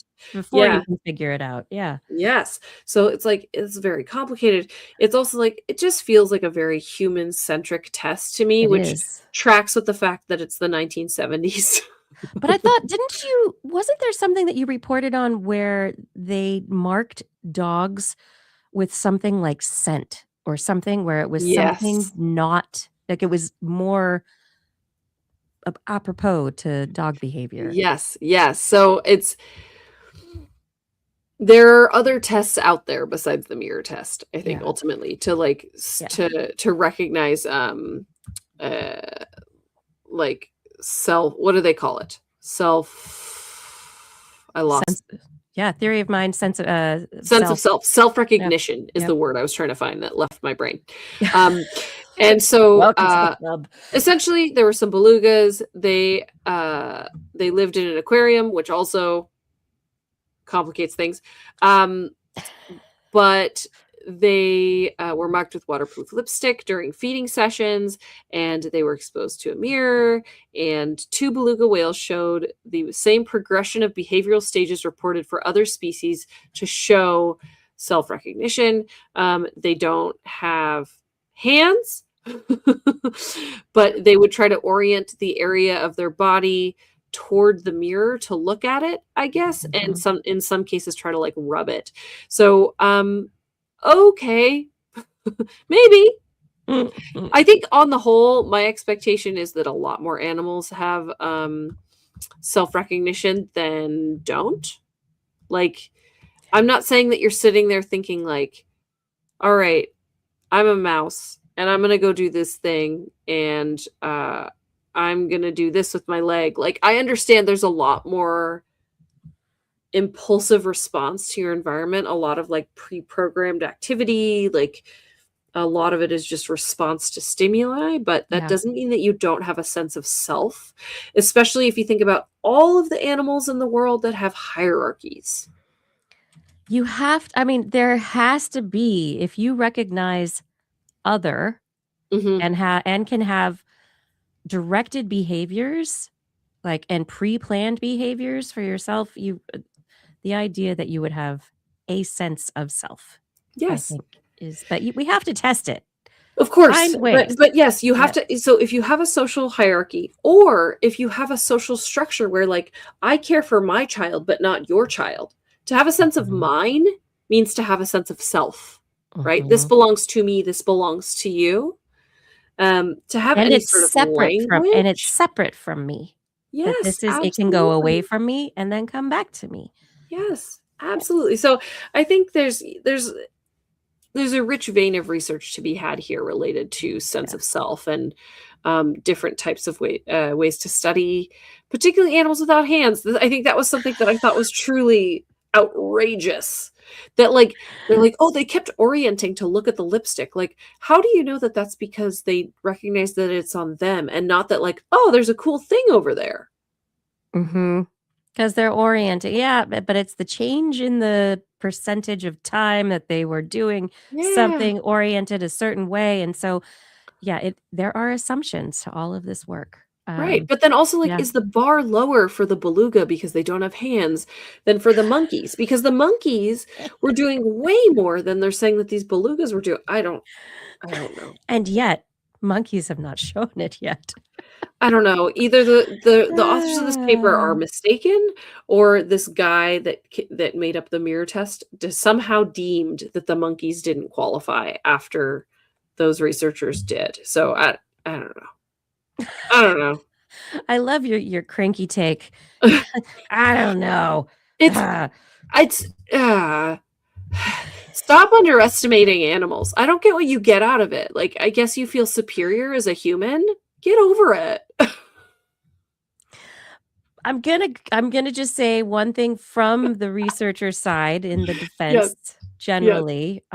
It may not just be underestimating the animals. Maybe it is simply from the rigor of science. How do you show something without a doubt? And I understand that. he was finding fault, and so finding doubt, Yes. and so saying we should do this more rigorously, and look, they're not. And so it's not they didn't pass this test, Uh-huh. you know? I think that it's the frame that bothers me. It's the binary choice. Does this animal have a sense of self or not, as opposed to how do they identify themselves? To what degree does this animal have a sense of self? Yeah. How does this animal recognize itself? And how does it really fit into their concept of social group, of environment, of existence? Like, how often do they think about themselves? Do they have body image dysmorphia? Like, are they having Probably not, oh no. because they don't see themselves often enough, I would guess. Yeah, and you wouldn't. That Mm-mm. is fascinating questions. Oh, the mirror test. I agree. A very human-centric Yeah. kind of test. I'm gonna stay in the oceans with Uh-huh. you, or Yeah.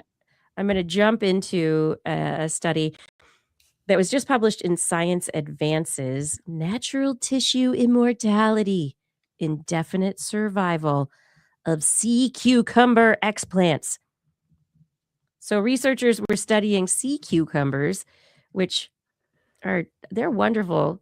They're so great. They were one of my favorite animals to work with at the aquarium. They're They so can good. they can be so vibrant and just have they come in lots of colors, and And they're they're so just squishy, and and they're also the little vacuum cleaners of the ocean. yes, sea cucumbers are important for the deep sea, for the the bottom of the sea. They're fantastic. They're very important. Okay, so researchers went and they had a bunch of sea cucumbers that they had brought back from the ocean, and they had them in their lab. So this is from Bigelow Laboratory for Ocean Sciences, and uh, also Memorial University of Newfoundland. In this work, they they basically had sea cucumbers. A particular group that they used were called the Solus fabricii, a cold water species of sea Mhm. cucumber. And they had these cucumbers, and they knew that they had regeneration properties, but they weren't really looking at that. And so they were doing different studies and whatever. And then they found discarded tissue from a tube foot from a sea cucumber. Mhm. And this discarded tissue that they found, it was just there. But it hadn't decomposed. In fact, it was surviving and seemed to be growing. Okay. And so they were like, what is going on here? And so they collected tissue from a number of the epidermal tissues of the sea cucumbers, and they just kept it in seawater, in flowing seawater, natural seawater, not Mhm. sterile water. It's not just a Mhm. super clean environment. It is just seawater, which has all sorts of stuff in it, microbes, minerals, phages. It has seawater, but it's flowing over them, giving them nutrients. Do it. These tissues, they just ended the experiment after 3 years and to write the paper, and they kept growing, and these tissues were just having a great old time, just growing and doing better. And so, um, what they are suggesting is that we should be looking into sea cucumber tissues as alternatives for studying regenerative cell processes, developmental science, regenerative science. Yeah. It is nobody except for you and the sea cucumber fan club. People are not going to be ethically terribly concerned about scientists looking at sea cucumbers and maybe taking a bit of their very regenerative tissue for study in laboratories. Well, so sea cucumbers are echinoderms, so they're related to sea Echinoderms, stars. Yes. And sea stars can regrow legs. regrow legs. Yes. Exactly. Yes. Yeah. So this makes sense. Like sea stars already have the specialized stem cells that allow them to do that. Right. And so they were able to show that over the time that they had this study going, they're looking at these explants. They're able to see a number of processes occurring in these cells, but there's still a lot that needs to be understood exactly as, what are the limitations or what are the special properties of these sea cucumber tissues versus sea stars, brittle stars, urchins, others. But they're very excited about this, what seems like what the tissue samples they have, where we know that HeLa cells and other single cell tissue samples we have a limited amount of divisions they can make. The Hayflick limit, it limits how far tissues can go regeneratively. And these tissues don't seem to have a limit. They're still going strong, growing. And they're we haven't grown a whole new sea cucumber here, but they're I wouldn't put it past they're we don't, I wouldn't put it past the tissues. Could be fun. That is very fun. Yeah, so they are very excited about this new these bits of severed sea cucumber. It is a bit zombie tissue like, but at the same time, the potential is really incredible, especially considering the extent of it's not sterile conditions. It's in natural seawater. And so this is the first time it hasn't been a crazy controlled laboratory environment for cell culture and tissue regeneration. It's just happening in the water, and they're happy to do it. So, yeah. That's part of the secret juice is just the ocean. There's stuff in there. And it could be part of, what are the nutrients in the ocean water? What are the microbes? What are the extracellular factors that are in there that could be making the difference? Yeah. My last story for the night, though, I think this also, our conversation about the deep sea and our conversation about, these creatures and in the deep sea and how we don't understand them, and they open doors to different environments and different questions. And in this last study, it's not even a study, it's what is kind of a study. These researchers decided to take a look at backdoor communities. And what they are calling these backdoor communities are online legend trippers, which I think is just a wonderful odd phrase. I don't know what that means. It's the idea of the backdoor phenomenon, and there's a movie coming out, or not backdoor. I'm sorry, I said backdoor. Back rooms. Look at me getting it all wrong. I should be accurate in my internet lingo. The back rooms, what they're calling it, and they are positing that there is dark tourism And so their title of their work, written in the Annals of Tourism Research, Okay. When Dark Tourism Goes Para-Terrestrial, Online Legend Tripping and Touring the Void. So what they're positing is that people have an interest in these liminal spaces, in spaces that we imagine could be there, and what could parallel spaces be like, and these quote unquote back rooms are made possible by the internet. And so Reddit has a subreddit, the backrooms r/backrooms. And there's a movie that's out now that I have not seen and I don't know anything about. But the idea that it has this phenomenon has made it into popular culture enough that somebody's made a movie about it, I think is very it's fascinating. And so do these researchers, obviously. And so they looked at these back rooms on Reddit, and what they say is they unpacked the processes of temporal suspension. So basically losing your sense of time within a space, quote unquote, good alienation. So having the alien or feeling the oddness of something in a very positive way, and transcendence downward. And they say these processes enable online legend tripping, which I don't know. I guess it means legends like back rooms, tripping like vacations. No, taking a trip. So you're taking a trip to these not real spaces on the internet. And so that's the para-terrestrial aspect of it. Hmm.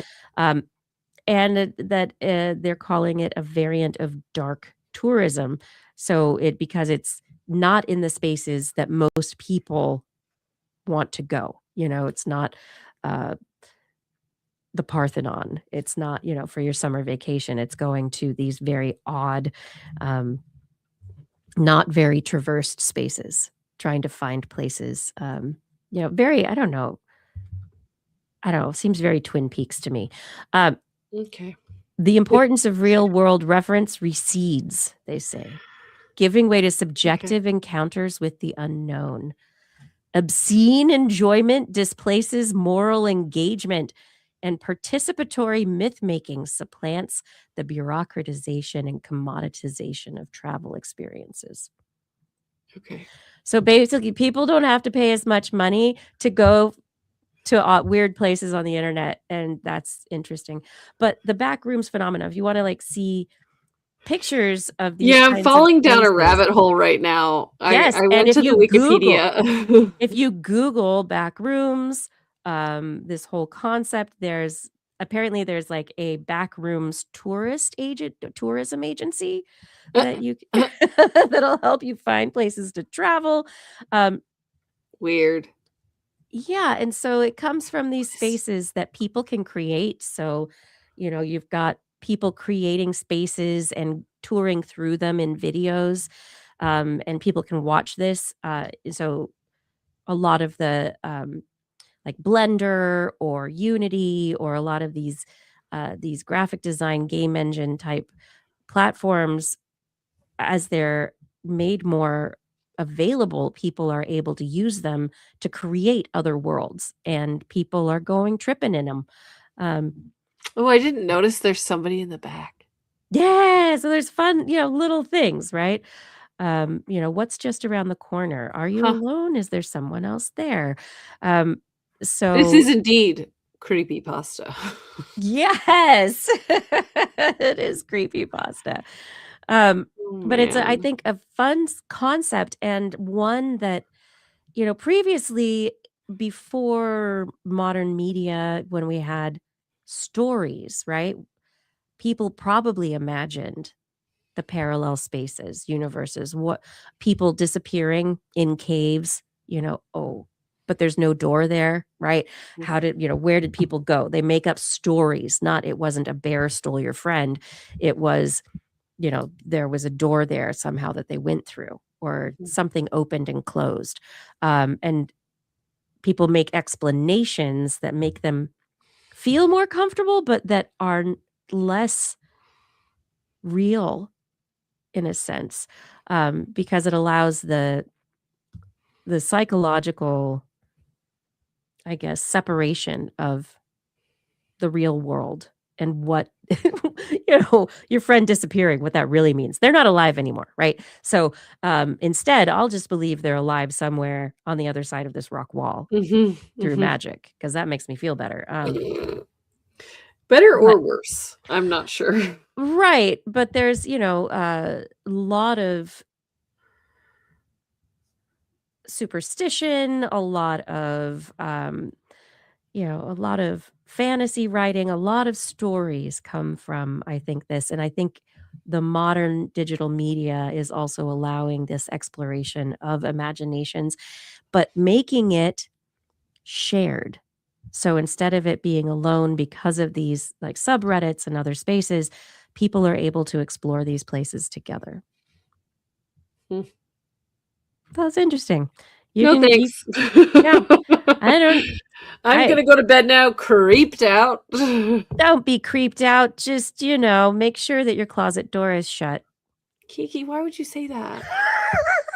No, thank you. Sorry. Oh, no. Just turn on the nightlight. You're great. Oh, boy. Goodness. End up in a hobby shop. Yeah. No, there are some great rabbit holes to go down for this one. So if it's your bedtime, I hope that you're able to sleep well thinking of back rooms out there.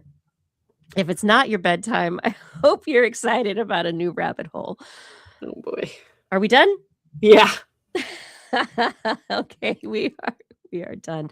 Thank you, everyone, for joining us for another episode of This Week in Science. What fun. Great interview from Andrew Thaler, and great conversation about the deep sea mining, where we are with the oceans, politics, policy. And I hope that you keep an eye on Andrew online and keep an eye on him. Just keep an eye on him. Checking on him. Oh my gosh. Okay. Anyway, thank you, all of you here in the chat room, for being part of the chat and for all the comments that you made during the show. What fun to be able to talk with you while you're here and while you're enjoying all of the stories and the conversation that we've had tonight. We just love being able to talk with you all. Those of you who are not able to be here live, thank you for being here in any way that you are. Just your time with us is so I'm so thankful for it. And additionally, just a few people specifically to thank. Thank you to Aaron, Laura, and Gord and others who helped to keep our chat rooms happy, wonderful, compassionate places. It was great. What a great conversation tonight and most nights. Thank you for being kind out there. Thank you to Identity 4 for recording the show, and Fada, thank you for your work on social media and show notes, and Rachel for editing the show, and to our Patreon sponsors, thank you for supporting our show.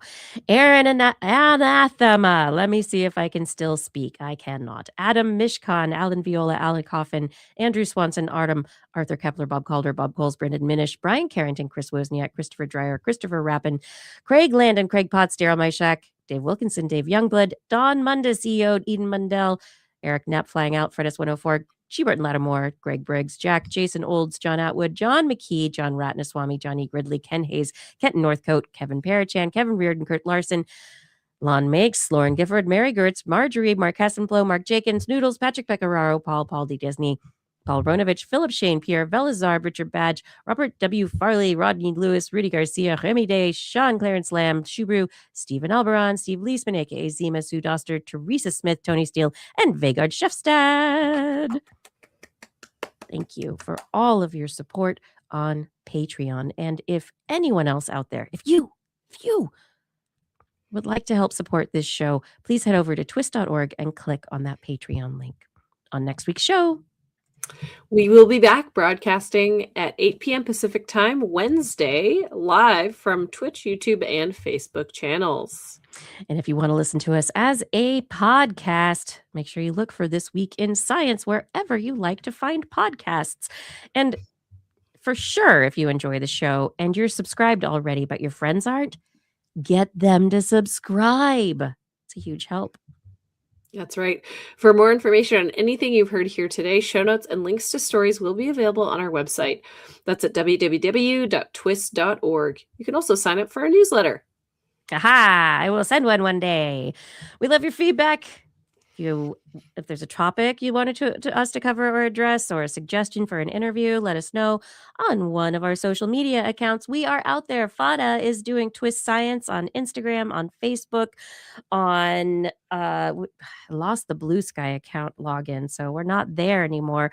But he's doing amazing social media work for us. I'm out there on Blue Sky and LinkedIn and Instagram. Blair is trying Instagram. Yeah. Mm-hmm. You can also find out on those social places about Blair's podcast. Oh, yes. Fantastical Field Guide, episode 4, actually will be published tomorrow morning. It is titled, I'm Sick of Not Talking About Godzilla. So we will be talking about that. Amazing. But if people do not want to do the social media, I don't like to all the time. And sometimes a better way to get in touch with us is through email. But if you want to send us an email, make sure that you put what in the subject line, Blair? You must put TWIS in the subject line, or your email will be spam filtered into the bottom of the Marianas Trench for sure. Nobody's going to get it then because it'll get covered up by blowback from with all the mining and whatever. Oh, yeah. We look forward to discussing science with you again next week. And if you've learned anything from the show, remember, it's all in your head.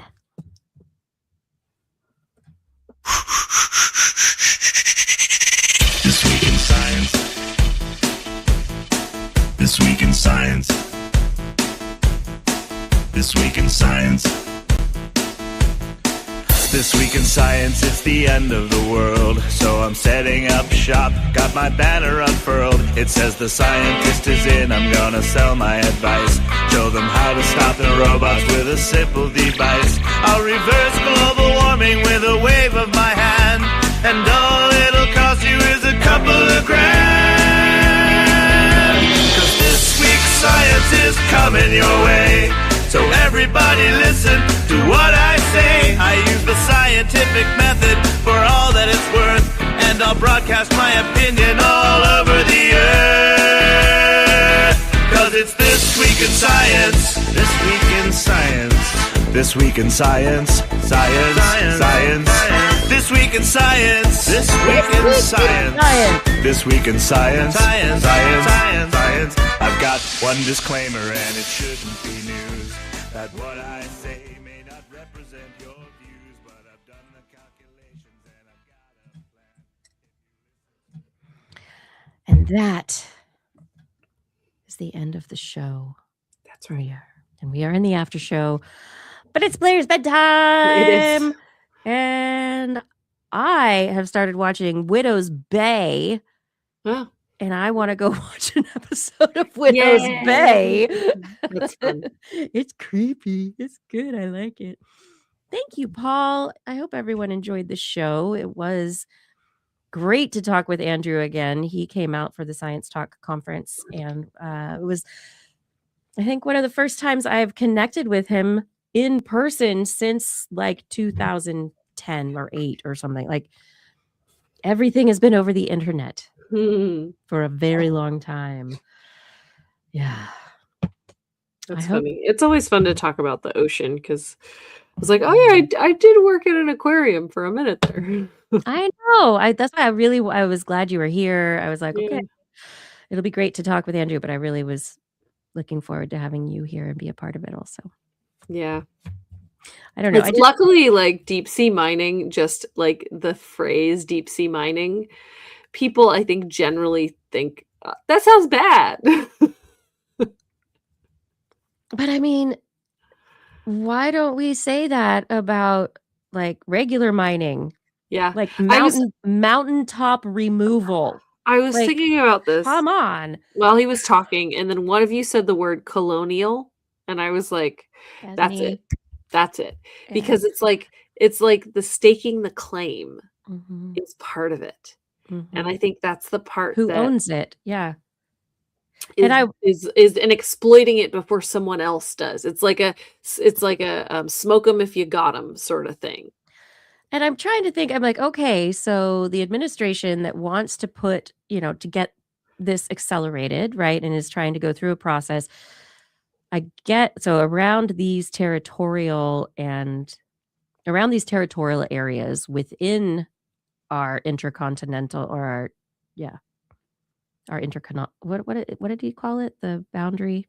Anyway, the Oh, edge of not the it's not continental shelf. It was it's kind of like that, yeah, but the yeah. intercontinental boundary, Mhm.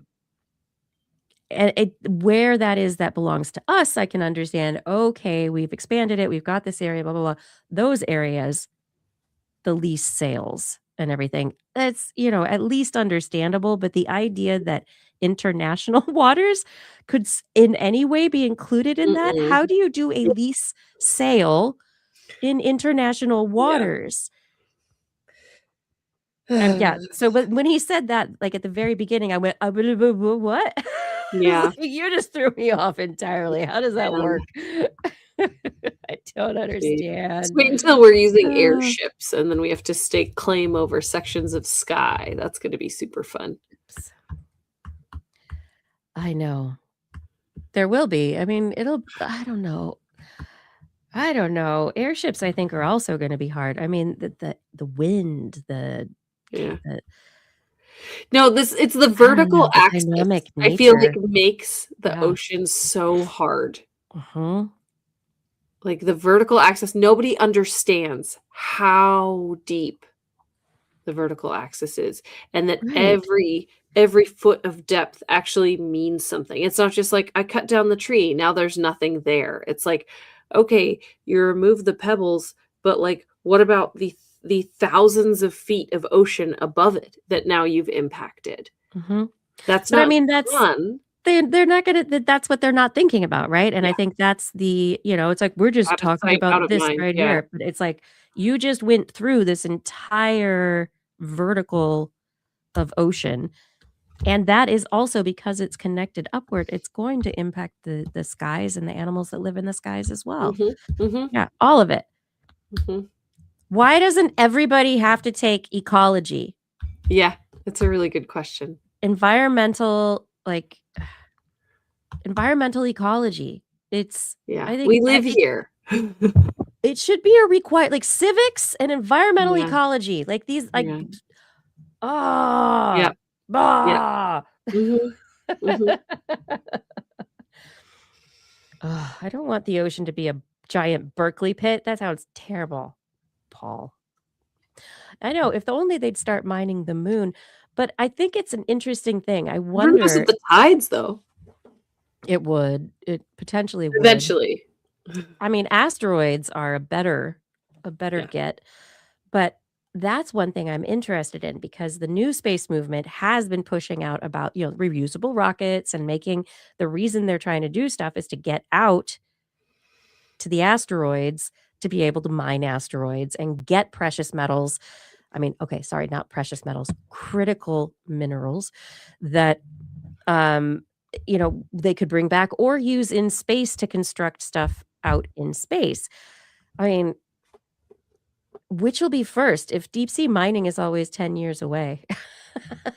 Which one's Yeah, I gonna know, be first? that's like fusion, right? Fusion is always, like, Yeah, 10 years away. which I was thinking one? about that, yeah, that's funny, Yeah. but But I don't know. anyway, I thought it was a fun conversation, Yeah, and yeah, that's cool we got thanks. to talk to Congress, even if it didn't I know. do anything. There's a link. I've got a link to the video of the entire That's great. congressional Yeah. testimony with the guy ahead of him who was like, "Well, it's not It's a like desert. it's not a rainforest. You don't know anything about Yeah, ecology, do you?" terrible. Ah, oh, people. Ugh, People, alright. learn something about ecology, okay? I know. That's my call to Everyone action. needs to go to Outdoor Ed right I now. think so, yeah. Yeah, here we go. Civics, environmental ecology, outdoor education, and work in a cafe or restaurant. Oh, that's good. You should also probably throw something in there about like budgeting. Yeah, somewhere in there, something like that. Yes. Maybe in civics, or maybe I don't know. I laughed at home Economics. economics. Mhm. Yeah. I laughed at home economics, but they got to eat raw cookie dough, so Oh, sure. My actual economics class was very helpful. I learned about things. It's like it made me very jaded. That was like the very beginning of my like, I think capitalism is bad. yeah, that's interesting. Home economics did that to you, huh? No, normal economics. Normal economics, okay. Just Yes. econ. Yeah, econ can do that. Yeah. Yeah. We had a Ugh. my teacher did this thing. I'll tell this like one story and then I do have to go. But Yeah. she said, I know this is like a classic thing, but she said, if nobody shows up for class tomorrow, everyone gets credit for class. If all of you show up for class tomorrow, or if more than one person shows up for class tomorrow, they get credit and nobody else No one gets else credit. does. And if only one person shows up for class, they get to skip their next test and they get credit for the class and nobody else gets credit. And so it was like this, like, are you gonna go? Are you gonna go? Are you gonna Was go? it And prisoner's so- dilemma? Yeah. Did everyone go? Yeah. We all just went. It was a Mhm. college prep high school. Everyone was a nerd anyway. That's awesome. That is totally prisoner's dilemma. That is Yeah. amazing. Yeah. Except that you could talk to each other. But you Yes. didn't know if some people Right. might We're lying or deflect, telling the right? truth. Yes, Yeah. absolutely. And there were a couple people that were on the fence, and I was like, "Ooh, I think he might go," because we were all trying to figure out how to not go. Yeah, because you didn't wanna go to class, right? No. Yeah. No, but there were a couple people that were like, "I don't know, I might still go," and I was like, "Mm."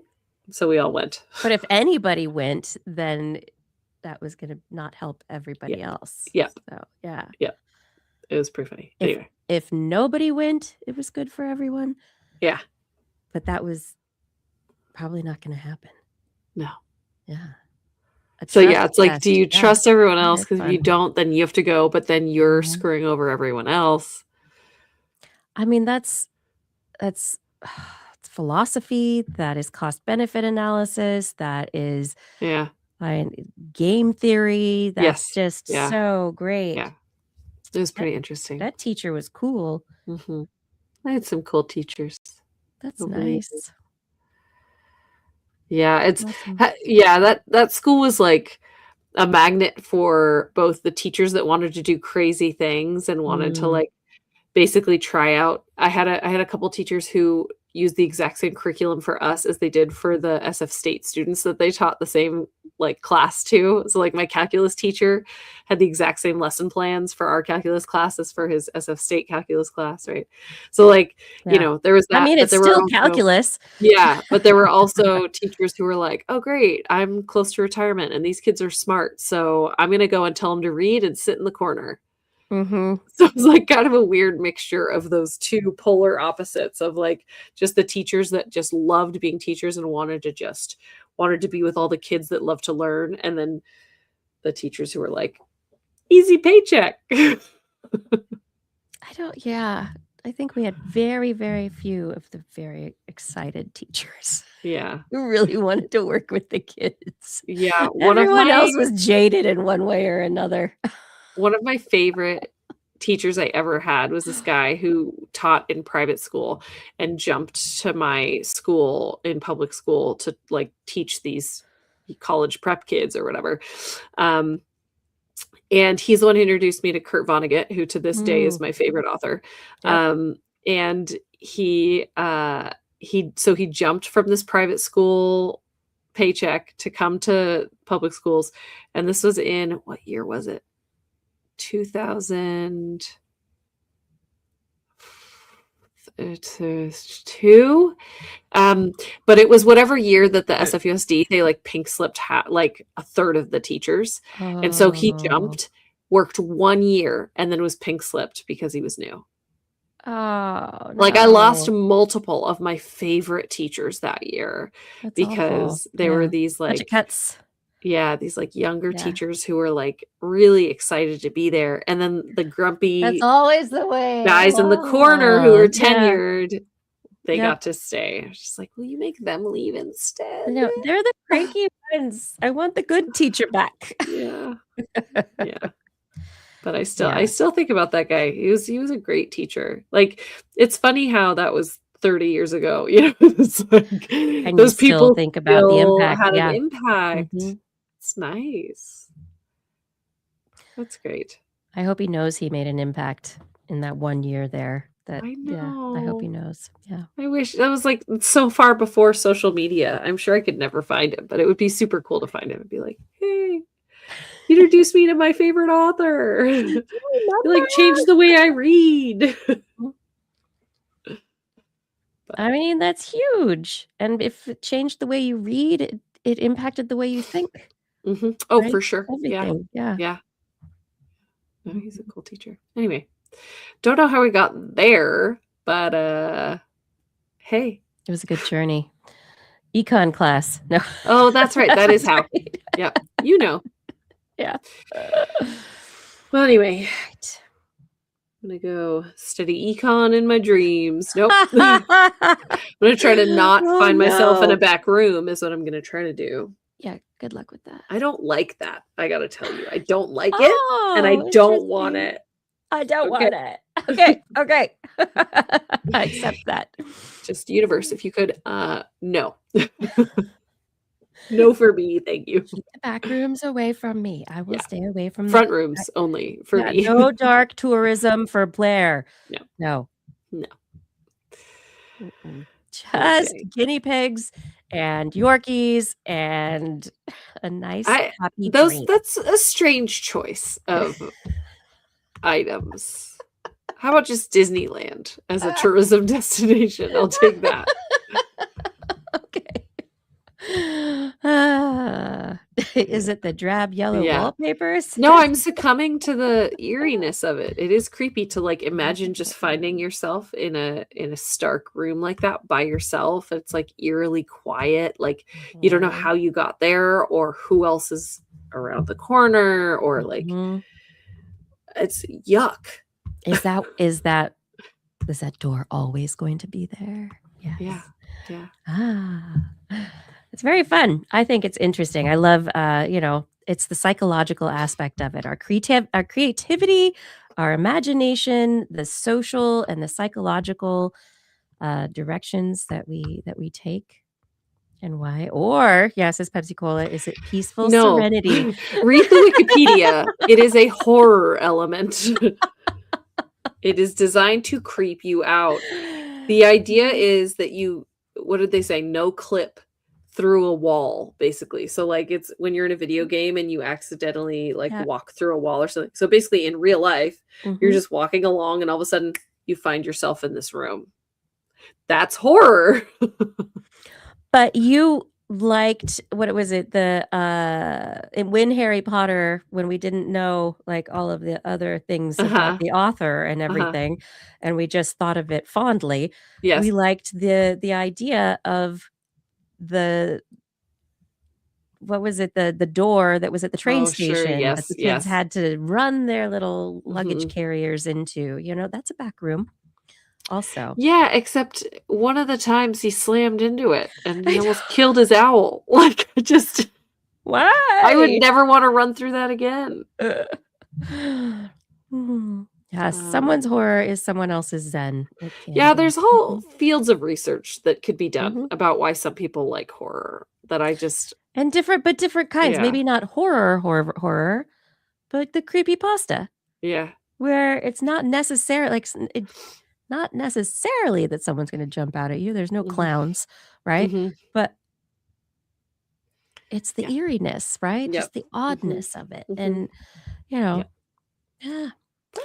Yeah, it's I think part of it Fascinating. is like the the fact that the internet's not safe too. I feel like this is part of what creepypasta always kind of preyed on, because like one of the original creepypastas was that thing where you were just kind of like in a room and then all of a sudden something would jump at you, right? So like, I think that's part of it, is just like somebody else created this. I don't know what it is. I don't have a roadmap for it. Like I am in their hands, and the internet is vast. So like it could be terrible.